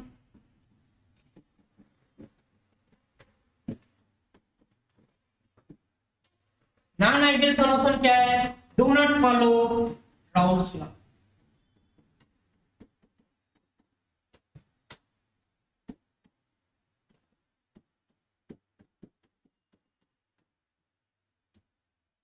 do not follow Raoult's law. और ये क्या होगा, 100% सेपरेट नहीं होगा। क्या होगा, 100% सेपरेट नहीं होगा। Do not separate, do not 100% separate नहीं होगा। आया समझ में। Non ideal solution Raoult's law को फॉलो नहीं करेगा और 100% सेपरेट नहीं होगा। इसमें एक आता है positive deviation. Non ideal solution में दो पार्ट, एक पॉजिटिव डेविएशन। पॉजिटिव डेविएशन क्या होता है, पॉजिटिव डेविएशन क्या होता है कि जो फोर्स ऑफ अट्रैक्शन मिक्सचर का था, फोर्स ऑफ अट्रैक्शन जो मिक्सचर का था, यानी ये ए है, ये बी है, मिलके क्या बनाया, एक सॉल्यूशन बनाया एक। इसमें वॉल्यूम 50 ml है, इसमें वॉल्यूम क्या है 50 ml। जब इसका वॉल्यूम देखेंगे तो ये 100 ml से ज्यादा होगा, 100 ml से ज्यादा होगा, यानी डेल्टा वी मिक्सचर देखेंगे तो क्या आ जाएगा हमारा, पॉजिटिव आ जाएगा। फाइनल माइनस इनिशियल, फाइनल ज्यादा है इनिशियल कम है, तो पॉजिटिव आएगा नहीं, यानी पॉजिटिव डेविएशन में डेल्टा वी मिक्सचर देखेंगे तो क्या आएगा, आया समझ में। और एंथैल्पी मिक्सचर का देखेंगे कि ये भी क्या आएगा हमारा, पॉजिटिव। इतना समझ में आया। एंथैल्पी मिक्सचर का देखेंगे तो ये भी क्या आएगा हमारा, पॉजिटिव आएगा। और देखो फोर्स ऑफ अट्रैक्शन की बात करते हैं। जो फोर्स ऑफ अट्रैक्शन ए लगा, इसमें क्या लगा है, बी भी लगा, अब इसमें क्या लगेगा, ये लग रहा है फोर्स ऑफ अट्रैक्शन। भाई ये वॉल्यूम ज्यादा कब आएगा, जब उन लोगों में फोर्स ऑफ अट्रैक्शन पहले लगा। ये वॉल्यूम ज्यादा कब आएगा, वॉल्यूम ज्यादा इसलिए आएगा क्योंकि इसमें फोर्स ऑफ अट्रैक्शन कम होगा, दूर दूर रहेंगे, दूर दूर रहेंगे, ज्यादा वॉल्यूम कवर करेंगे, ज्यादा वॉल्यूम करेंगे तो इसकी वॉल्यूम क्या होगी, ज्यादा होगी, यानी इसकी फोर्स ऑफ अट्रैक्शन क्या होगी, इन दोनों को मिला के कम होगी। यानी force of attraction A B जो होगा लेस देन होगा force of attraction A and force of attraction. आया समझ में, आया समझ में। और जो राउल्स लॉ होगा, राउल्स लॉ जो एक्सपेरिमेंटल, अगर हम इस सॉल्यूशन को एक्सपेरिमेंटल के थ्रू इसका वेपर प्रेशर देख रहे हैं, एक्सपेरिमेंटल के थ्रू इसका प्रेशर देख रहे हैं, तो क्या देख रहे हैं, इसका जो प्रेशर है वो राउल्स लॉ से जो कैलकुलेटेड प्रेशर हो रहा है उससे ज्यादा आ रहा है, यानी एक्सपेरिमेंटल प्रेशर ज्यादा आ रहा है, राउल्स लॉ का प्रेशर कम आ रहा है। यानी एक्सपेरिमेंटल प्रेशर जो होगा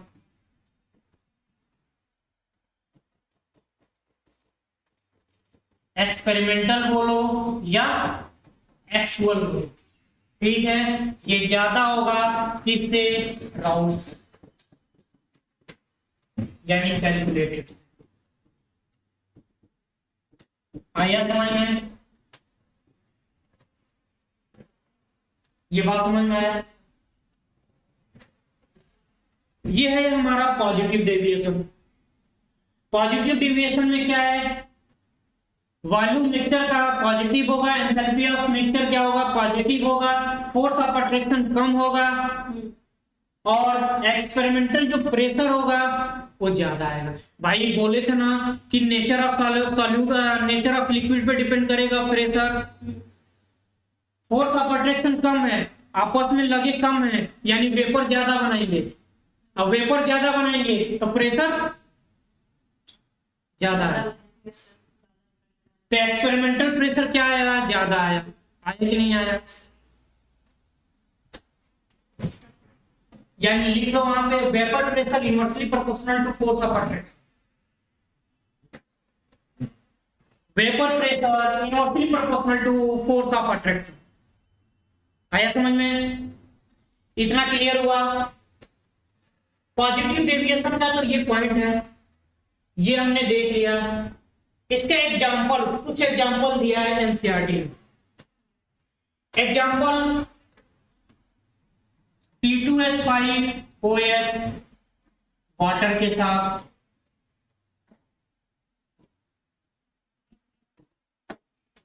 C2H5OH वाटर के साथ एक सॉल्यूशन बनाते हैं, तो ये क्या है, पॉजिटिव डेविएशन का है। दूसरा CH3OH प्लस वाटर, ये भी क्या है, ये भी क्या है, ये भी जो है पॉजिटिव डेविएशन का सॉल्यूशन है। दूसरा एक और है जो acetone plus C2H5, acetone plus C2H5OH, acetone plus C2H5OH। Acetone plus C2H5, यानी 3, ये याद रखना, ये एनसीईआरटी में है, ये इंपॉर्टेंट। पॉजिटिव पूछ सकता है कि पॉजिटिव डेविएशन का एग्जांपल कौन कौन सा है, ऑप्शन दे देगा, उसमें ऑप्शन इसमें से एक होगा। आया समझ? तो ये 3 एग्जांपल है पॉजिटिव डेविएशन का, याद रखना। C2H5 वाटर के साथ, CH3OH वाटर के साथ, या एसीटोन C2H5 के साथ। एक ट्रिक बता दे, मैक्सिमम क्या देखना, जहां वो एल्कोहल होगा, जहां एल्कोहल होगा वो पॉजिटिव डेविएशन, और नेगेटिव डेविएशन में एसिड जहां होगा वो नेगेटिव डेविएशन। आया समझ में?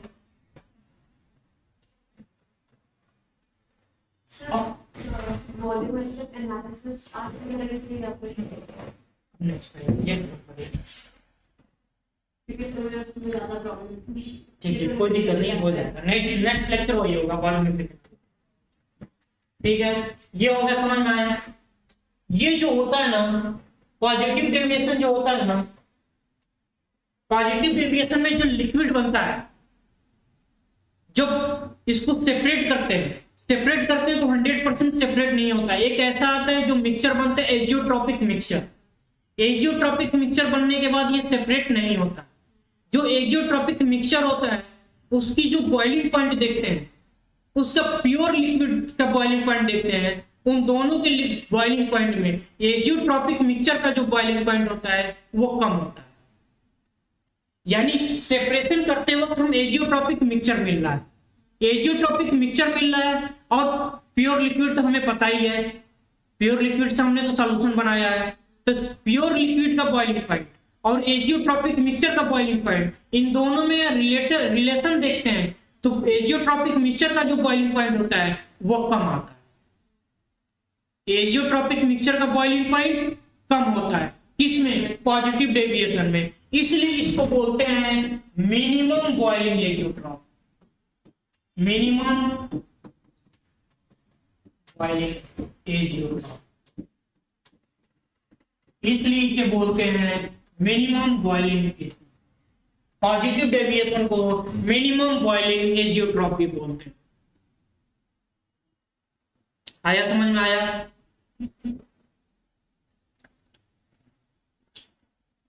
अभी लग रहा है इसी में रह जाएगा क्वेश्चन, अभी पूरा बाकी है।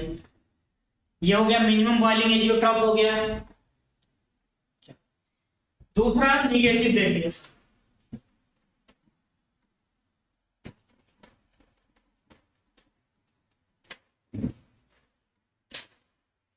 निगेटिव डेविएशन क्या है? ये 2 लिक्विड लिया हमने, दोनों को मिला दिया, क्या बना? सॉल्यूशन बना। ये 50 ml है, ये 50 ml है। जो सॉल्यूशन की वॉल्यूम आएगी वो 100 ml से क्या होगा? कम होगा। 100 ml से क्या आएगी? कम आएगी। यानी फाइनल वैल्यू कम है, इनिशियल वैल्यू ज्यादा है, तो डेल्टा बी मिक्सचर जो होगा नेगेटिव आएगा। आएगा कि नहीं आएगा? यानी एंथैल्पी ऑफ मिक्सचर जो होगा वो भी नेगेटिव होगा। फोर्स ऑफ अट्रैक्शन, वॉल्यूम कम क्यों आ रहा है? यानी फोर्स जो हो रहा है, फोर्स ज्यादा लग रहा है इन दोनों के बीच, और जब फोर्स ज्यादा रहेगा तो सिकुड़ जाएंगे, जब सिकुड़ते हैं तो वॉल्यूम कम हो जाता है, यानी वॉल्यूम कम हो जा रहा है। यानी इसका फोर्स ऑफ अट्रैक्शन इन दोनों की तुलना में फोर्स ऑफ अट्रैक्शन ज्यादा है। फोर्स ऑफ अट्रैक्शन क्या है? ज्यादा है। इसका फोर्स ऑफ अट्रैक्शन इसकी तुलना में ज्यादा है, तब जाके वॉल्यूम कम है।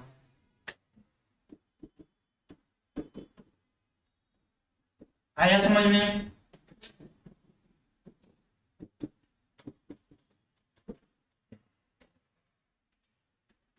जब फोर्स ऑफ अट्रैक्शन ज्यादा है तो वेपर प्रेशर क्या होगा? कम बनेगा। वेपर प्रेशर कम बनेगा तो एक्सपेरिमेंट में क्या देखेंगे कि राउल्ट्स लॉ से जो कैलकुलेटेड कर रहे हैं उससे प्रेशर कम आ रहा है। एक्सपेरिमेंटल प्रेशर कम आ रहा है, राउल्ट्स लॉ का प्रेशर ज्यादा। एक्चुअल जो प्रेशर है वो कम आ रहा है, किसकी वजह से? इस फोर्स ऑफ अट्रैक्शन की वजह से। यानी एक्चुअल प्रेशर जो होगा वो कम होगा, राउल्ट्स लॉ का यानी कैलकुलेटेड प्रेशर ज्यादा। ठीक है, राउल्ट्स लॉ का यानी कैलकुलेटेड प्रेशर ज्यादा हो। इतना समझ में आया? ये समझ में आ गया? इसका एग्जांपल देखो, एग्जांपल दो एनसीईआरटी में। पहली बात तो एसिड वाला जो है, एसिड वाला है वो है जैसे H2SO4 किसके साथ? वाटर के साथ। दूसरा HNO3 किसके साथ? तीसरा HCl किसके साथ? आया समझ में? ये क्या है? ये जो सॉल्यूशन बनाएगा नेगेटिव डेविएशन का सॉल्यूशन बनाएगा। लेकिन इसके अलावा और भी है एनसीईआरटी में, दो और। पहला acetone plus chloroform, acetone plus chloroform, ये एक निगेटिव डेविएशन का एग्जांपल। दूसरा फिनॉल प्लस एनिलीन, ये दोनों एग्जांपल एनसीईआरटी में दिया गया है। Acetone plus chloroform, phenol plus aniline, दोनों जो क्या होगा? निगेटिव डेविएशन का। ठीक है, ये दोनों याद रखो। ठीक है, आया समझ में आया? क्लियर हुआ? निगेटिव डेविएशन क्लियर हुआ? एग्जांपल जरूर याद कर लेना, मोस्ट इंपॉर्टेंट एग्जांपल। ठीक है, फिनॉल प्लस एनिलीन या एसीटोन प्लस क्लोरोफॉर्म, ये दोनों क्या है? Negative deviation. Positive deviation, negative deviation, ये नॉन आइडियल सॉल्यूशन था। आइडियल सॉल्यूशन का तो जनरली है benzene plus toluene, chloroethane plus bromoethane, organic compound, ये सारे क्या है? Ideal solution. ठीक है, जब ये देख लिए तो एक चीज देखो, चाहे आइडियल सॉल्यूशन बना रहे हैं, ये नॉन आइडियल सॉल्यूशन बना रहे हैं, एंट्रोपी की बात अभी तक नहीं किया हमने। क्यों? एंट्रोपी जो होता है, चाहे आइडियल सॉल्यूशन हो इंक्रीज करती है या नॉन आइडियल सॉल्यूशन है, एंट्रोपी हमेशा इंक्रीज करता है। यानी ऑलवेज कोई भी सॉल्यूशन हो, सॉल्यूशन बनाएंगे तो एंट्रोपी क्या करेगा? पॉजिटिव। और एंथैल्पी हो, गिब्स फ्री एनर्जी क्या होगा? नेगेटिव। किसका? मिक्सचर का। किसका? ठीक है, ये दोनों हो गया।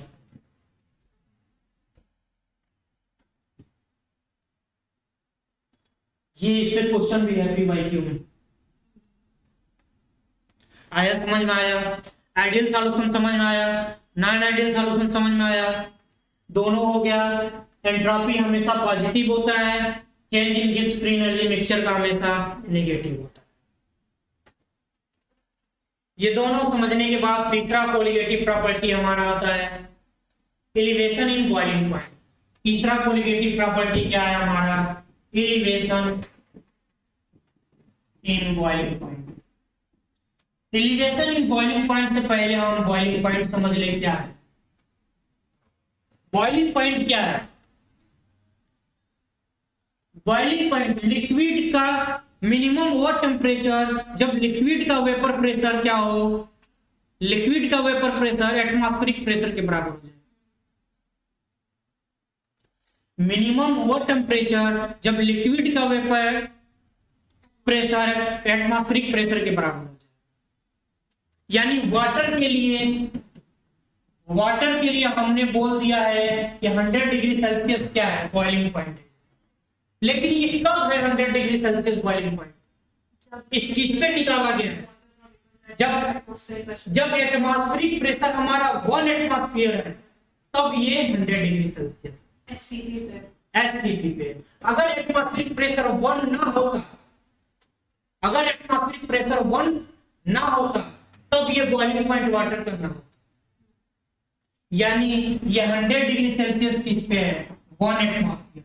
किस प्रेशर पे है? 1 एटमॉस्फेयर। आया समझ में? ये समझ में आया? ग्राफ से इसको समझते हैं।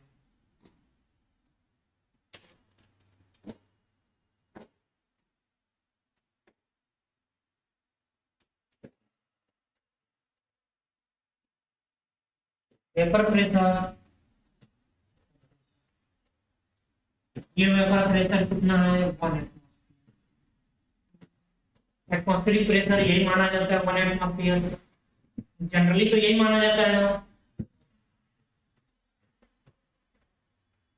ये हमारा क्या है? सॉल्यूट। ये हमारा क्या है? सॉल्वेंट है, प्योर सॉल्वेंट। क्या है हमारा? प्योर। जब इसको टेम्परेचर देंगे सॉल्वेंट में, क्या करेंगे? टेम्परेचर देंगे तो सॉल्वेंट का वेपर प्रेशर क्या होगा? बढ़ेगा। वेपर प्रेशर बढ़ते बढ़ते कहां चला गया? एटमॉस्फेरिक प्रेशर के बराबर चला गया।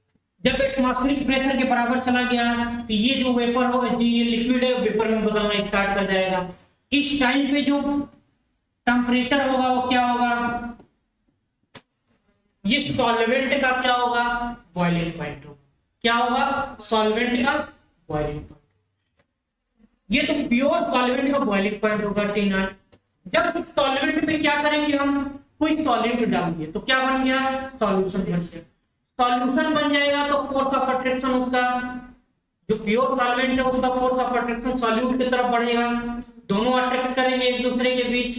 अब उसको टेम्परेचर और ज्यादा देना पड़ेगा इस एटमॉस्फेरिक प्रेशर तक ले जाने के लिए।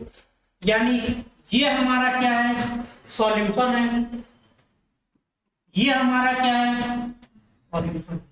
अब इसको टेम्परेचर और बढ़ाए, टेम्परेचर और दिए तो ये कहां पहुंच गया? एटमॉस्फेरिक प्रेशर पे।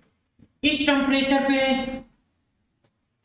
जो आया हमारा, ये टेम्परेचर क्या हो गया? सॉल्यूशन का बॉइलिंग पॉइंट। क्या हो गया? सॉल्यूशन का बॉइलिंग। यानी सॉल्यूशन पर जैसे जैसे सॉल्यूट, अगर सॉल्यूट और ज्यादा डाल देते हैं तो सॉल्यूशन का बॉइलिंग पॉइंट और बढ़ जाएगा। आया? यानी जैसे जैसे सॉल्यूट के अमाउंट बढ़ाएंगे सॉल्यूशन का बॉइलिंग पॉइंट बढ़ेगा। प्योर का कम है, सॉल्यूशन बनाया तो ज्यादा हो गया, और ज्यादा कंसंट्रेशन देंगे तो और ज्यादा बढ़ेगा। यानी कंसंट्रेशन बढ़ाएंगे सॉल्यूट का तो सॉल्यूशन का बॉइलिंग पॉइंट क्या करेगा? इंक्रीज करेगा। तो क्या होगा? डेल्टा टी भी अगर हम चेंज देखना होगा तो final minus initial, TS minus. Change ही क्या होता है? एलिवेशन। यानी सॉल्वेंट से कितना एलिवेट हो गया, कितना ज्यादा हो गया, तो यही क्या है? एलिवेशन। यही क्या है? Elevation in boiling. तो टीएस माइनस कंसंट्रेशन बढ़ाएंगे, कंसंट्रेशन बढ़ाएंगे टीएस की वैल्यू बढ़ेगा, और जब टीएस की वैल्यू बढ़ेगा तो चेंज क्या होगा? बढ़ेगा। नहीं समझ? कंसंट्रेशन हम बढ़ा रहे हैं, कंसंट्रेशन जब बढ़ा रहे हैं तो सॉल्यूशन का बॉइलिंग पॉइंट इंक्रीज करेगा, और सॉल्यूशन का बॉइलिंग पॉइंट इंक्रीज कर रहा है यानी एलिवेशन बढ़ रहा है, डेल्टा टीवी बढ़ रहा है। यानी जो एलिवेशन इन बॉइलिंग पॉइंट है किस पे डिपेंड कर रहा है? कंसंट्रेशन पे डिपेंड कर रहा है। किस पे डिपेंड कर रहा है? कंसंट्रेशन पे डिपेंड कर रहा है। ये एक रिलेशन होता है, elevation in boiling point directly proportional to molarity. Elevation in boiling point directly proportional to molarity, ये एक रिलेशन होता है। Elevation in boiling point directly proportional to molarity, ये रिलेशन होता है। मोलैरिटी क्या है? कंसंट्रेशन टर्म है। कंसंट्रेशन बढ़ा रहे हैं, एलिवेशन बॉइलिंग पॉइंट बढ़ रहा है। Elevation in boiling point concentration पर डिपेंड कर रहा है, यानी एलिवेशन इन बॉइलिंग पॉइंट क्या है? एक कोलिगेटिव प्रॉपर्टी है। और ये प्रोपोर्शनलिटी कांस्टेंट प्रोपोर्शनलिटी हटाते हैं तो एक कांस्टेंट आएगा केबी इनटू डेल्टा टीबी को अगर हम खोलना चाहे तो लिख सकते हैं टीएस माइनस टी नॉट। आया समझ में? केबी क्या है? एक कांस्टेंट है। क्या है? कांस्टेंट है। इसे हम बोलते हैं एवलियोस्कोपिक कांस्टेंट, एवलियोस्कोपिक कांस्टेंट, या ये बोल सकते हैं मोलर एलिवेशन कांस्टेंट। केवी का नाम क्या है?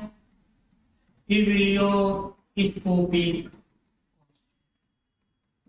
या इसको बोल सकते हैं मोलर एलिवेशन। वाटर के लिए इसकी वैल्यू कितना होता है? 0.5। वाटर के लिए इसकी वैल्यू कितना है? 0.5। आए समझ में? ये हो गया हमारा elevation in boiling. Elevation in boiling point clear हुआ? Yes sir. Elevation in boiling point clear हुआ, यानी कंसंट्रेशन जितना बढ़ाएंगे सॉल्यूट का बॉइलिंग पॉइंट उतना बढ़ेगा। सॉल्यूट का बॉइलिंग पॉइंट जितना बढ़ेगा एलिवेशन उतना बढ़ेगा। एलिवेशन इन बॉइलिंग पॉइंट उतना ज्यादा होगा, यानी एलिवेशन इन बॉइलिंग पॉइंट किस पे डिपेंड कर रहा है? कंसंट्रेशन पर डिपेंड कर रहा है। और यहाँ पे कंसंट्रेशन टर्म का कौन सा टर्म लिए हैं? मोलैरिटी लिए। ठीक है, याद रखना कंसंट्रेशन टर्म यहाँ पे जो यूज कर रहे हैं वो मोलैरिटी का यूज कर रहे हैं। आया समझ में? एक बात और, अभी हमने कहा कि एटमॉस्फेरिक प्रेशर बढ़ाएंगे, अगर एटमॉस्फेरिक प्रेशर और ऊपर कर देते तो बॉइलिंग पॉइंट बढ़ता कि नहीं बढ़ता? और ज्यादा टेम्परेचर पे वो वेपर में बदलना स्टार्ट होगा। यानी बॉइलिंग पॉइंट किस पे डिपेंड कर रहा है? Directly proportional to atmospheric pressure पर डिपेंड कर रहा है कि नहीं कर रहा है? Boiling point directly proportional to atmospheric. अगर हम कहें कि दो एटमॉस्फेरिक प्रेशर है और उस टाइम पे कहें कि हम वाटर का बॉइलिंग पॉइंट 100 डिग्री सेल्सियस है, तो ये बात गलत है, क्योंकि 100 डिग्री सेल्सियस बॉइलिंग पॉइंट कब है? जब 1 एटमॉस्फेरिक प्रेशर है। आया समझ में? डिप्रेशन इन फ्रीजिंग पॉइंट, चौथा कोलिगेटिव प्रॉपर्टी क्या है?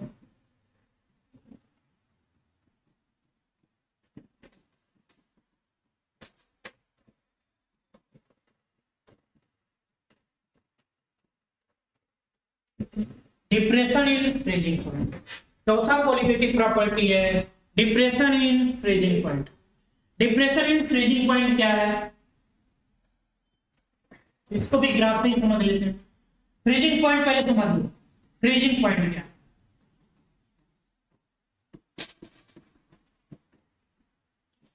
फ्रीजिंग पॉइंट वो मिनिमम टेम्परेचर जिस पे लिक्विड किस में चेंज हो जाए? सॉलिड में चेंज होना स्टार्ट हो जाए।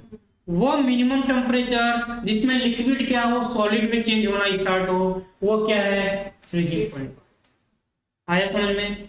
वो मिनिमम टेम्परेचर जिसपे लिक्विड क्या हो? फ्रीजिंग पॉइंट, सॉलिड में चेंज होना स्टार्ट हो, उस टेम्परेचर को क्या बोलेंगे हम? फ्रीजिंग पॉइंट बोलेंगे।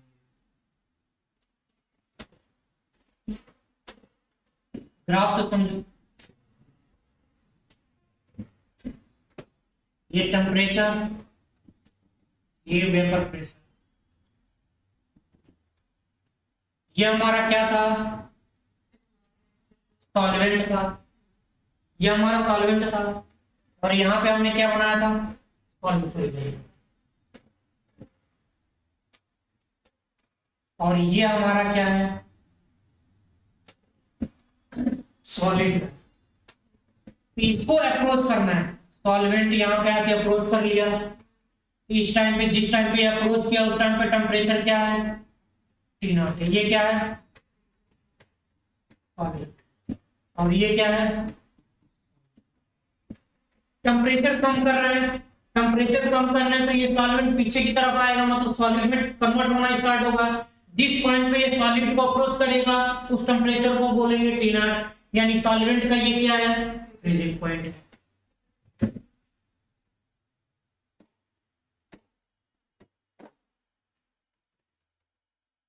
जब सॉल्यूशन लेंगे, सॉल्यूशन के टर्म में जब टेम्परेचर कम करेंगे, सॉल्यूशन क्या करेगा? अप्रोच करेगा किसको? लिक्विड को अप्रोच करेगा। लिक्विड को अप्रोच करेगा, जिस टेम्परेचर पे वो लिक्विड को अप्रोच कर लिया उस टेम्परेचर पे जो आएगा वो टेम्परेचर क्या है, सॉल्यूशन के लिए क्या है, फ्रीजिंग पॉइंट। आया समझ में?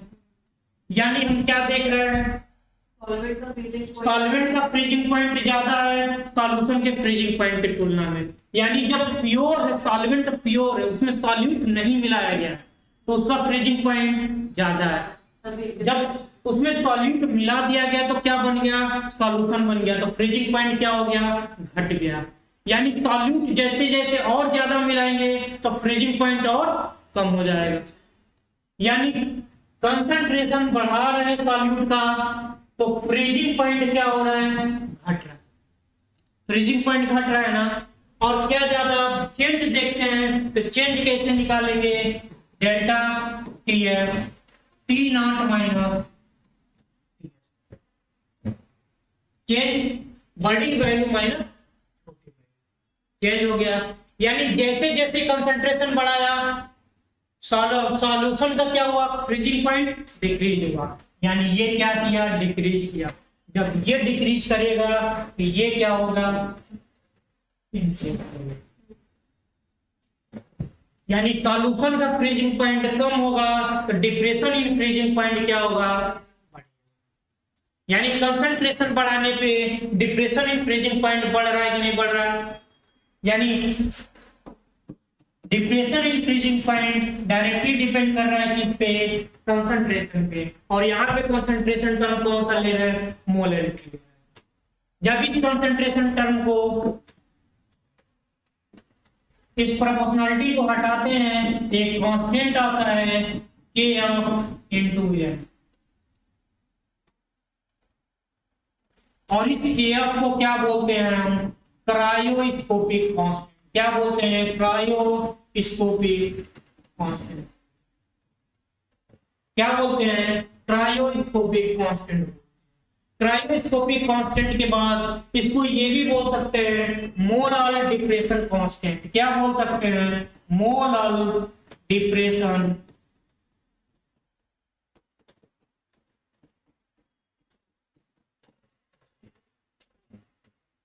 केएफ को क्या बोल सकते हैं, क्रायोस्कोपिक कांस्टेंट या मोलर डिप्रेशन कांस्टेंट बोल सकते हैं। यानी कंसंट्रेशन बढ़ाएंगे तो डिप्रेशन इन फ्रीजिंग पॉइंट क्या होगा, लेकिन फ्रीजिंग पॉइंट क्या होगा, कम होगा। फ्रीजिंग पॉइंट, कंसंट्रेशन बढ़ाएंगे तो फ्रीजिंग पॉइंट। आया समझ में? yes. इतना बात समझ में आया, इतना समझ में आया। ये तो कोलिगेटिव प्रॉपर्टी खत्म हुआ, कोलिगेटिव प्रॉपर्टी खत्म हुआ। लेकिन अभी तक जितने भी हमने कोलिगेटिव प्रॉपर्टी पढ़ा, जो भी फार्मूला आया हमारा, वो किसके लिए आया, जब सॉल्यूट नॉन इलेक्ट्रोलाइट था। ये जो भी था किसके लिए था, सॉल्यूट नॉन इलेक्ट्रोलाइट था। जब सॉल्यूट इलेक्ट्रोलाइट होगा तो उसके लिए वान हॉफ ने उसमें कुछ वान हॉफ फैक्टर दिया था, उसको एक्चुअली कुछ एक्सपेरिमेंट करके निकाला था, जिसको उन्होंने बोला था वान हॉफ फैक्टर बोला था। आया समझ में? उस वान हॉफ फैक्टर को अगर हमारे पास, अगर सॉल्यूट नॉन इलेक्ट्रोलाइट है, क्या सॉल्यूट नॉन इलेक्ट्रोलाइट है, तो जो अभी तक पढ़ा है वो तो एप्लीकेबल, जो अभी तक पढ़ा है सब एप्लीकेबल है। जितना भी पढ़ा है क्या है, एप्लीकेबल। लेकिन अगर सॉल्यूट इलेक्ट्रोलाइट आ गया तो जो अभी तक पढ़ा है उसमें क्या होगा, वन हाफ फैक्टर के द्वारा क्या करेंगे, मल्टीप्लाई कर देंगे। जैसे हमने पढ़ा ऑस्मोटिक प्रेशर के लिए पढ़ा, क्या पढ़ा है, CST पढ़ा है, ये पढ़ा है ना, CST पढ़ा है, CST पढ़ा है। जब हम क्या करेंगे, वन हाफ, जब इसमें संशोधन किए थे, वन हाफ ने अपना फैक्टर दिया था, तो इसमें क्या करेंगे, आई से मल्टीप्लाई करेंगे। अब फार्मूला में क्या करेंगे, आई से मल्टीप्लाई कर देंगे। तो ऐसे ही रिलेटिव लो वर्किंग वेपर प्रेशर क्या हो जाएगा, x mole fraction of solute into I. ऐसे ही डेल्टा टी भी क्या हो जाएगा, आई इंटू के एफ के बी इंटू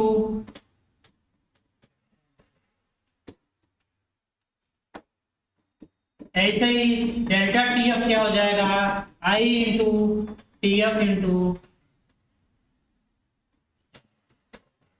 है समझ में।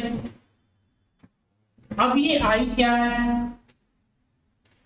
अब ये आई क्या है, तो भाई देखो पहली बात तो एक बात जान लो, ये के बी और के एफ जो है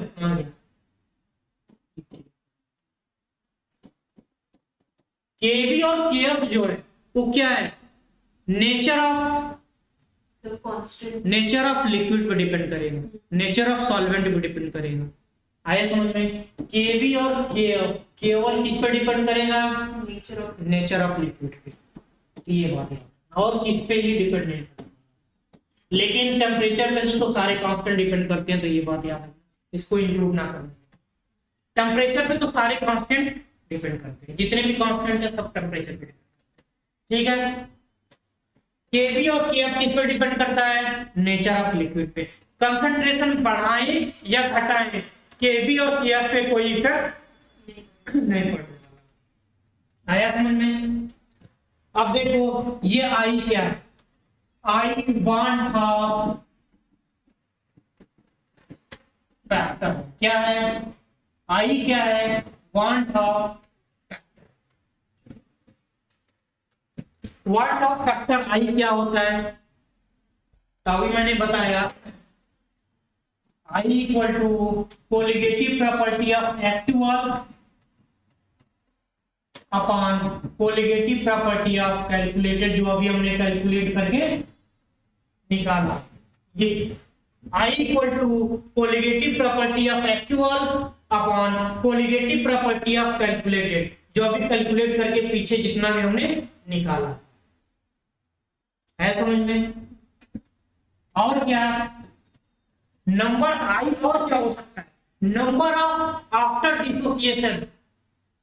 डिसोसिएशन या association, number of particle after dissociation या association upon number of particle before dissociation या एसोसिएशन। यानी डिसोसिएशन के बाद अपॉन डिसोसिएशन के पहले, या एसोसिएशन के बाद अपॉन एसोसिएशन के। आया समझ में। डिसोसिएशन के टाइम जब डिसोसिएशन होगा तो आई की वैल्यू जो होगी ग्रेटर देन 1, डिसोसिएशन होगा तो आई की वैल्यू जो होगी ग्रेटर देन 1 होगी। जब एसोसिएशन होगा तो आई की वैल्यू लेस देन 1, एसोसिएशन होगा तो आई की वैल्यू लेस देन 1 होगी। अगर सॉल्यूट नॉन इलेक्ट्रोलाइट है, तो आई की वैल्यू क्या होगी, 1 होगी। जब आई की वैल्यू 1 रख देंगे तभी हमारा जो कैलकुलेटेड वैल्यू आ रहा था एक्चुअल वैल्यू के बराबर आ जाएगा। तो यानी जो भी पिछला हम पढ़े थे वो नॉन इलेक्ट्रोलाइट के लिए पढ़े। अब बात है कि आई हम निकालेंगे कैसे। आई निकालने का तरीका है, आई निकालने का तरीका है, एक टाइम ऐसा है जब सॉल्यूट 100% डिजॉल्व हो जाए, 100 डिजॉल्व होने के बाद 100% डिसोसिएट हो जाए।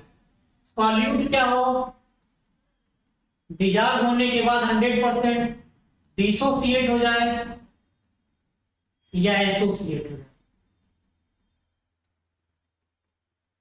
आया समझ में। यानी देखो 100% जब डिसोसिएट होगा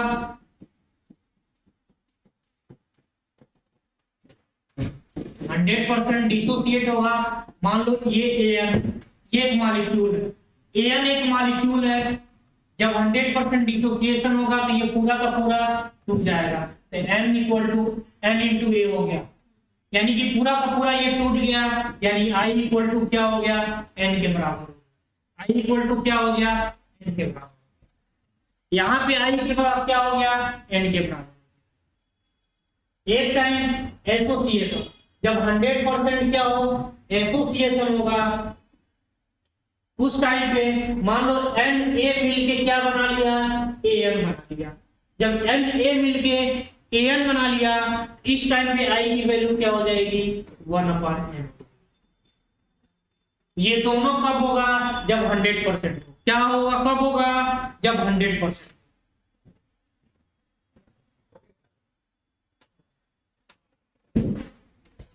ये दोनों कब होगा, जब 100%। ठीक है, जब 100% ना हो, अल्फा परसेंट डिसोसिएट हो, अल्फा परसेंट क्या हो, डिसोसिएट हो,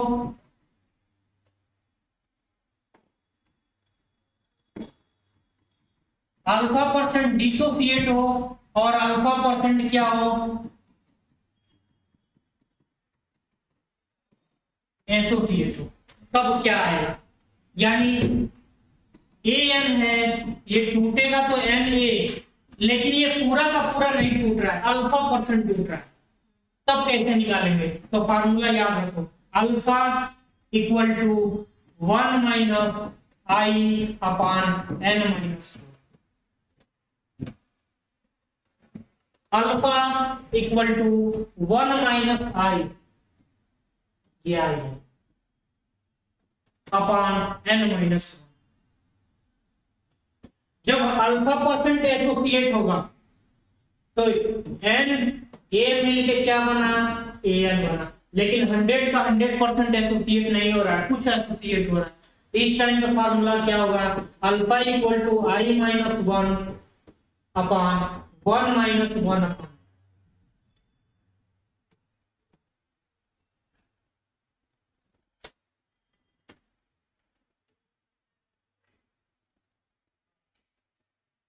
ठीक है, यस सर।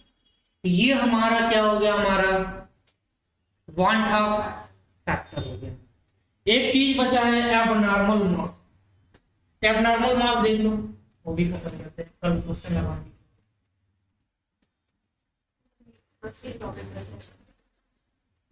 अभी वो सॉल्युबिलिटी का कॉन्सेप्ट भी बचा है, फिलहाल एबनॉर्मल मास। एबनॉर्मल मास क्या होता है, एबनॉर्मल मास आई, जो 1/2 फैक्टर होता है, I equal to normal mass upon abnormal.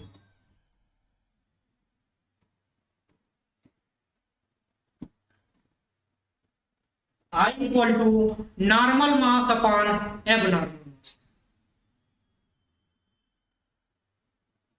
अगर नॉर्मल मास दिया है, आई की वैल्यू दिया है, तो हम क्या निकाल लेंगे, एबनॉर्मल मास। अगर आई की वैल्यू नहीं दिया है, अल्फा परसेंट दिया है, तो अल्फा परसेंट से आई की वैल्यू निकाल लेंगे, और नॉर्मल मास हमें दिया है, तब क्या निकाल लेंगे हम, एबनॉर्मल मास।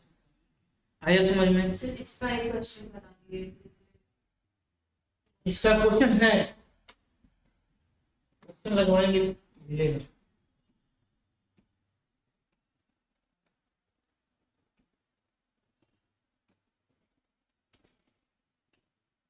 चलो कल क्वेश्चन लगवाएंगे तो इसमें मिलेगा, ठीक है, कल क्वेश्चन लगवाएंगे। आज हमारा सॉल्यूशन का जो भी जितने भी कॉन्सेप्ट था, सारा कॉन्सेप्ट हमारा क्लियर हुआ, सारा कॉन्सेप्ट हमने पढ़ा दिया। नेक्स्ट लेक्चर में इस सॉल्यूशन के जितने भी पीवाईक्यू हैं सारे हम लोग लगाएंगे, ठीक है। सॉल्यूशन के पीवाईक्यू पूरे क्वेश्चन, टाइम बचेगा तो वॉल्यूमेट्रिक एनालिसिस